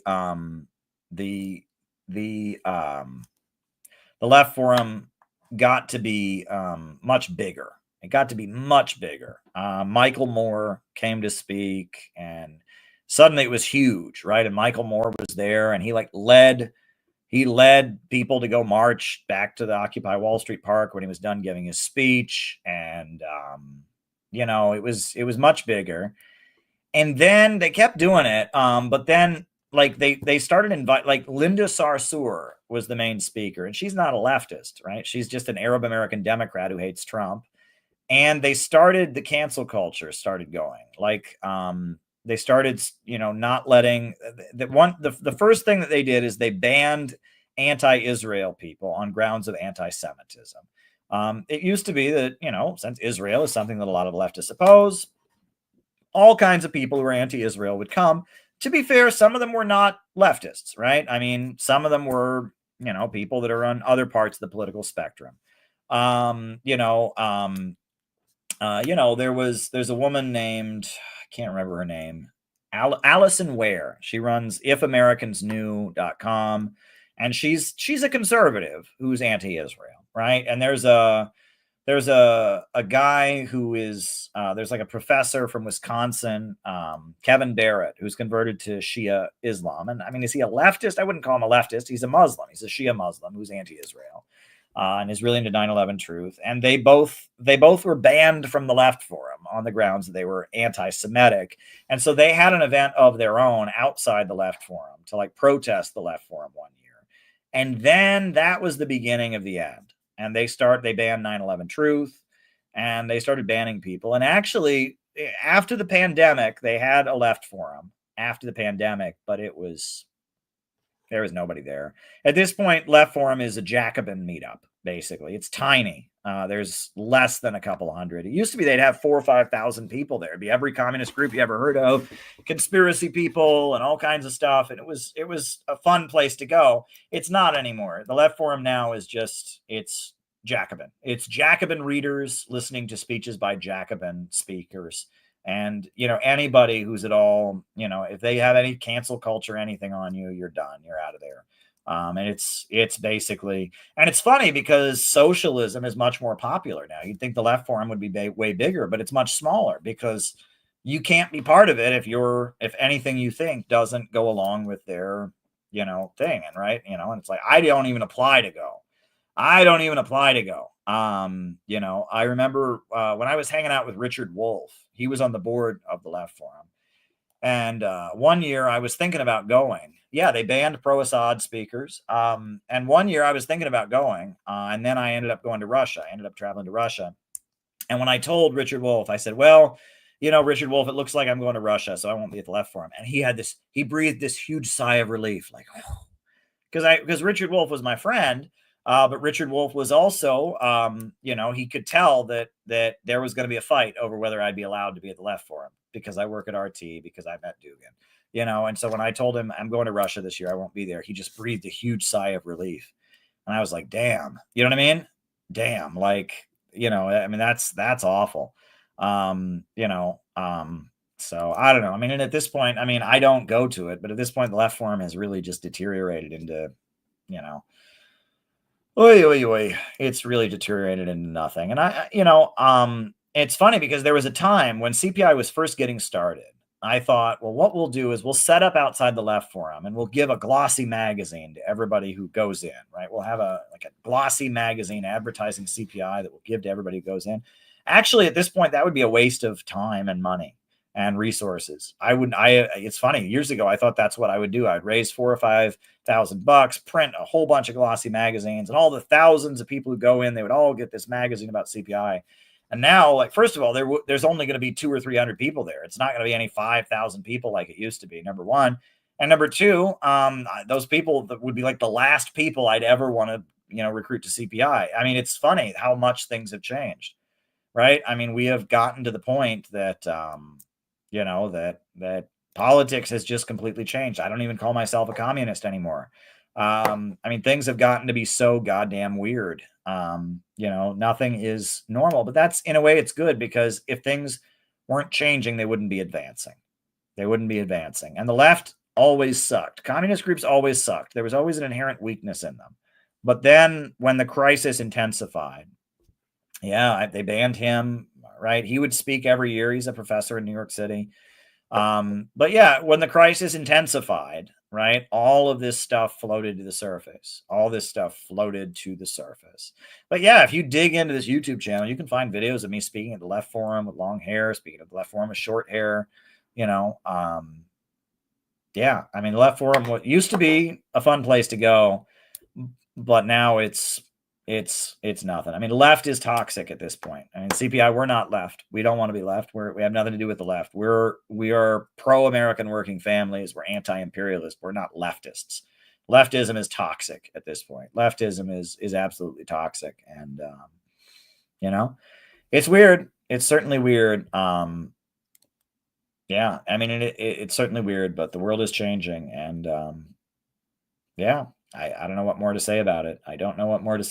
But politics has really changed a lot since I've been involved. And I'm not that old. I'm only 37 years old. I'm only 37, and things have changed a lot. But I realize that I have a lot to do with changing the discourse. I've been on the forefront.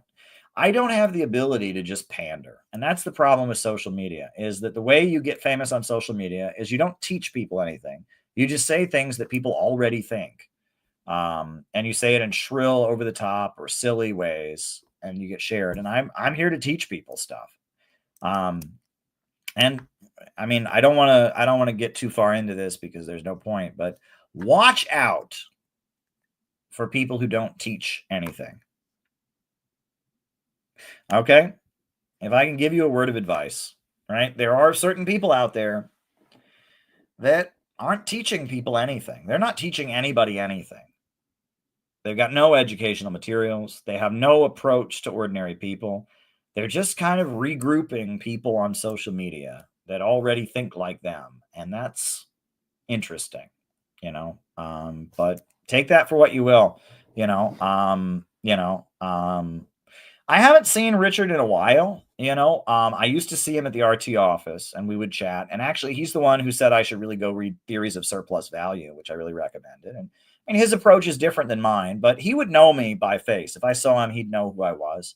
He's a nice guy. He knows who I am. I haven't talked to him in a long time, but I have no disagreement. We've never had a falling out or anything. And I find him to be he's a really, really smart guy. And he has a certain, there's a certain approach that he's taken on that is not my own, right? He's really into the whole worker cooperative thing. And that's what he has decided he can do. He can do that, right?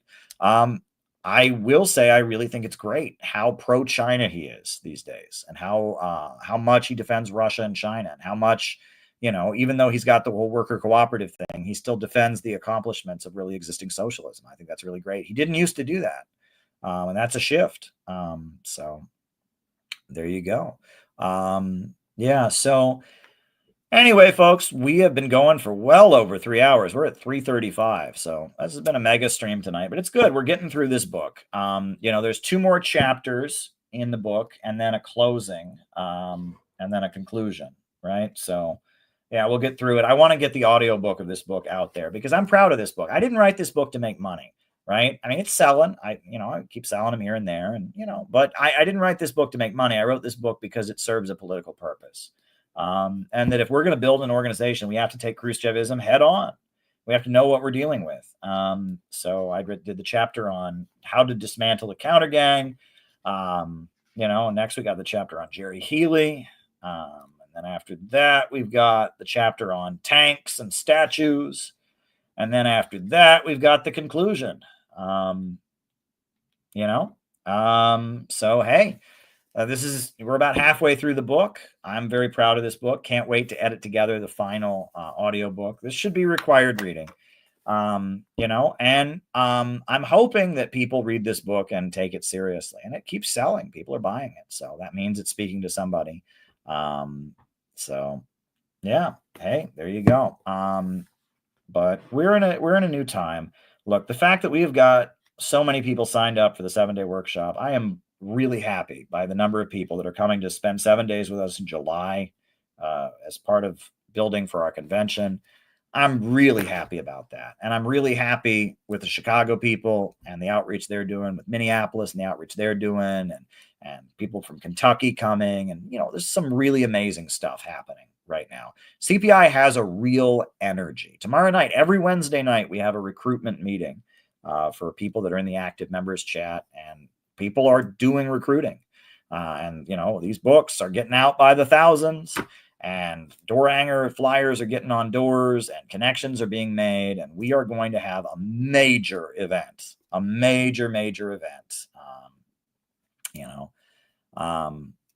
yeah, it's going to be good. And the event won't be staged for social media, right? It won't be staged for social media. It will be a public event that we try to get people who we've never met before to come and learn at and connect with the organization with. We're going to obviously have a lot of security there because, obviously, don't want to get too much into that, but we're doing it. We're doing, this is a real organization, right? There are people out there that are performing, that are putting on a show, and it's stupid. And that's not what we're doing. That is not what we're doing. But anyhow, folks, I do have stuff to do tomorrow, and as much as I'd like to be on here, I'd like to be on here all night. I do probably need to wrap this up. So, it's been fun, but I hope that we can finish the Khrushchevism books soon and be done with that. And then we can continue. But, all the people in Chicago and in Minneapolis and other places that are doing outreach, I am with you, and we need you. We need you. We need you. Thank you. Keep doing it. Thank you for doing it. And we are going to build this organization. I said a year ago, my goal was to make CPI an outreach-oriented group, and we achieved that. LA is doing great outreach. Every week they have a meeting, and they're always doing outreach in LA. I mean, it's like we have become outreach-oriented. We achieved that goal.